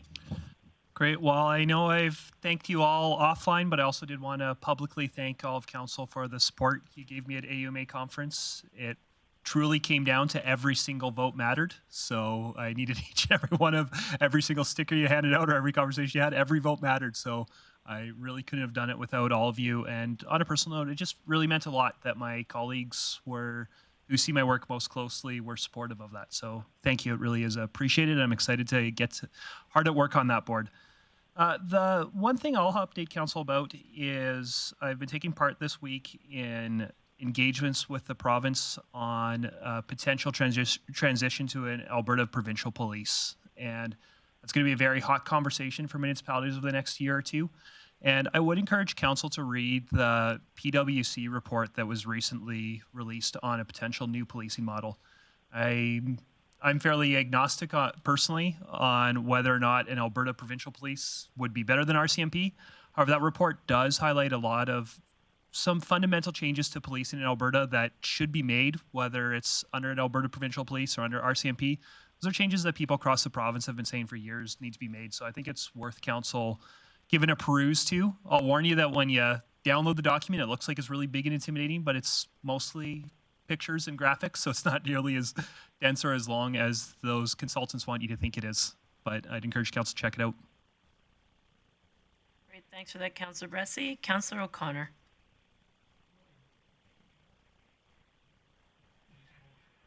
Oh, yeah. Thank you, Mayor Clayton. Very excited. It's been a very, very busy month, and I'm retired, and I don't have any time left, so appreciate it. Been to my first two committee meetings, the Grande Prairie Public Library. They welcomed me on Zoom a couple of weeks ago. Went to the vital signs. Thanks, Wendy. We had some great discussions. Went to most of us went to the gig announcement for the MD at Greenview, and that was can't even speak English. Anyways, tremendous. Went to AUMA and made a lot of friends there, and stood out a little bit. You know, I behaved myself, actually, sort of, kind of. But I'm glad we had trading cards. People really liked that we had trading cards. And Dylan, you're awesome. You knocked it out of the park. So proud of you. Went to UMA with RMA, yeah, that too. Went to RMA and enjoyed the connections with our members in the county. Had my first Peace Library meeting on Saturday, and that was an awesome meeting, great people. And Festival of Trees, Métis flag raising, it just goes on and on. It never ends. It's a gift that keeps on giving. Thank you very much. Just like you. Okay, Councillor O'Toole. Follow direction. I did also attend the AUMA with my fellow councillors, and it was great to meet some of the people that I've been involved with for the last 11 years, and enjoying good conversations on how their communities are growing or going through the same problems we are. We came back and I went to the Festival of Trees and joined some councillors at that event as well. And speaking of Festival of Trees, yesterday I was in a red suit for about 3 hours, and you guys can put everything together. I made a lot of kids happy. So with that, I do want to cherish the moments that I had with Helen Rice and the mentoring that she did. So thank you. Thank you for that. Councillor Blackmore. Thank you, Kevin. We were at Festival of Trees together, so we had some fun there, along with Councillor O'Connor. You have changed your name today for you. Sorry about that. The things that I did that has not been mentioned tonight so far is I attended a couple of Downtown Association board meetings. I'd like to congratulate the downtown on a great Vegas night and on a great Halloween event for children. Those were both very successful nights, so congratulations to the Downtown Association. John and I attended the Airport Commission meeting by Zoom while we were at AUMA. We managed to do that. lots of times I get asked questions about flights from here to Edmonton because they're not plentiful, we all know. And I thought it was interesting. One of the things I learned at the Airport Commission was even when we had multiple flights going to Edmonton, only 18% of the people who flew actually stayed in Edmonton. All of the rest were doing transfer flights. So that does kind of give a little bit of credence to why the airlines are much more eager to fly to Calgary, which is their hub, than to fly to Edmonton. However, we'll continue to work on that. I also attended meetings at the Grande Prairie Tourism Association, getting to know their board a little bit. I was able to go to the South Peace Archives meeting, but just briefly, as I did have a conflict in my calendar, and I look forward to working with that board. And I wanted to mention this about true democracy because while Dylan said every vote counts, that's because when the votes came up on the screen, he and the second place person tied for first place with exactly the same number of votes. That almost never happens in democracy, so that's really interesting. And congratulations, Dylan, because in the second vote, you overcame him. Thank you for that, Councillor Blackmore. Councillor Berg. One thing that we hadn't touched on was our hospital tour. It's an amazing facility. We are extremely fortunate to have that in Grande Prairie. It's been a long time coming, but in next week, it will be a one-day transition, which again still boggles my mind that we transfer from one hospital to another in a day. I thought the process would take weeks, if not months. It's going to be for one day. So stay tuned for some city updates on how that's going to affect some traffic flows, because it will affect for one day. My committee meeting that I have had the opportunity to attend is Nighthawk Year-Round Adventure Park.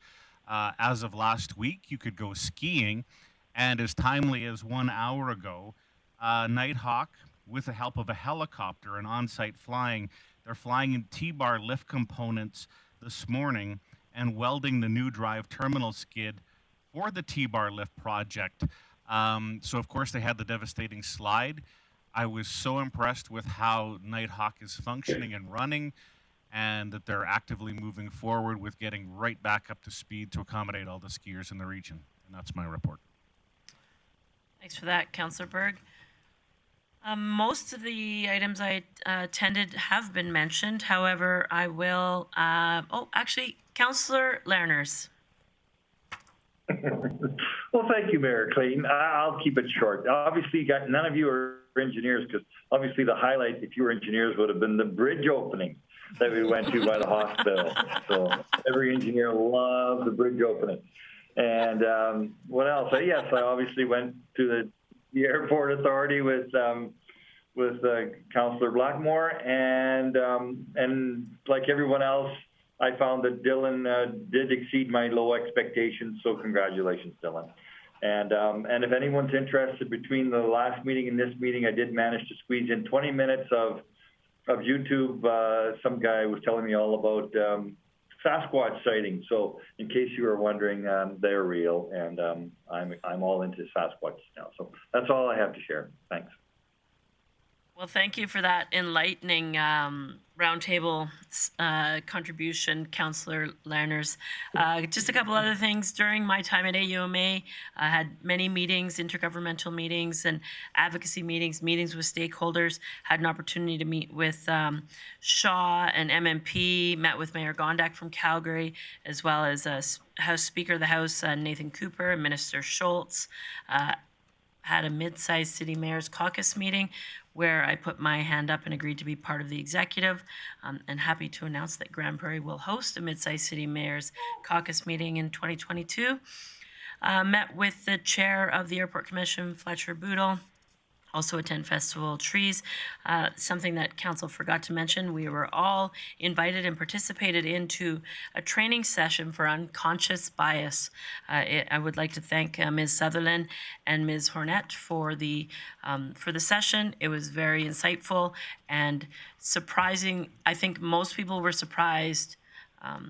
when they were taking the tests of the unconscious bias that they may or may not have. So I really thought that was a great session. So thank you for that.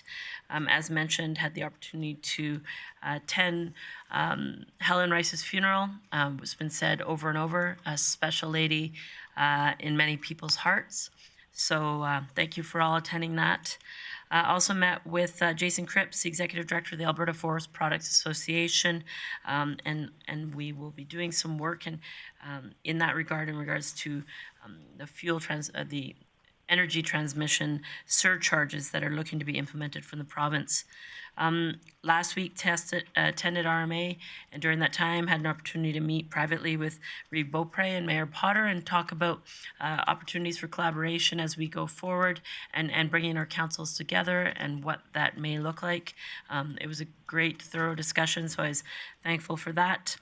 And as mentioned, had the privilege of presenting and revealing the Doug Eady plaque for his corner. Thank you to Doug for all the volunteer work he does, but especially for the work that he does to highlight the storm, support the storm, be there game in and game out, smiling face, always full of hugs. Thank you to Doug for everything that he does. And thank you, yeah, absolutely.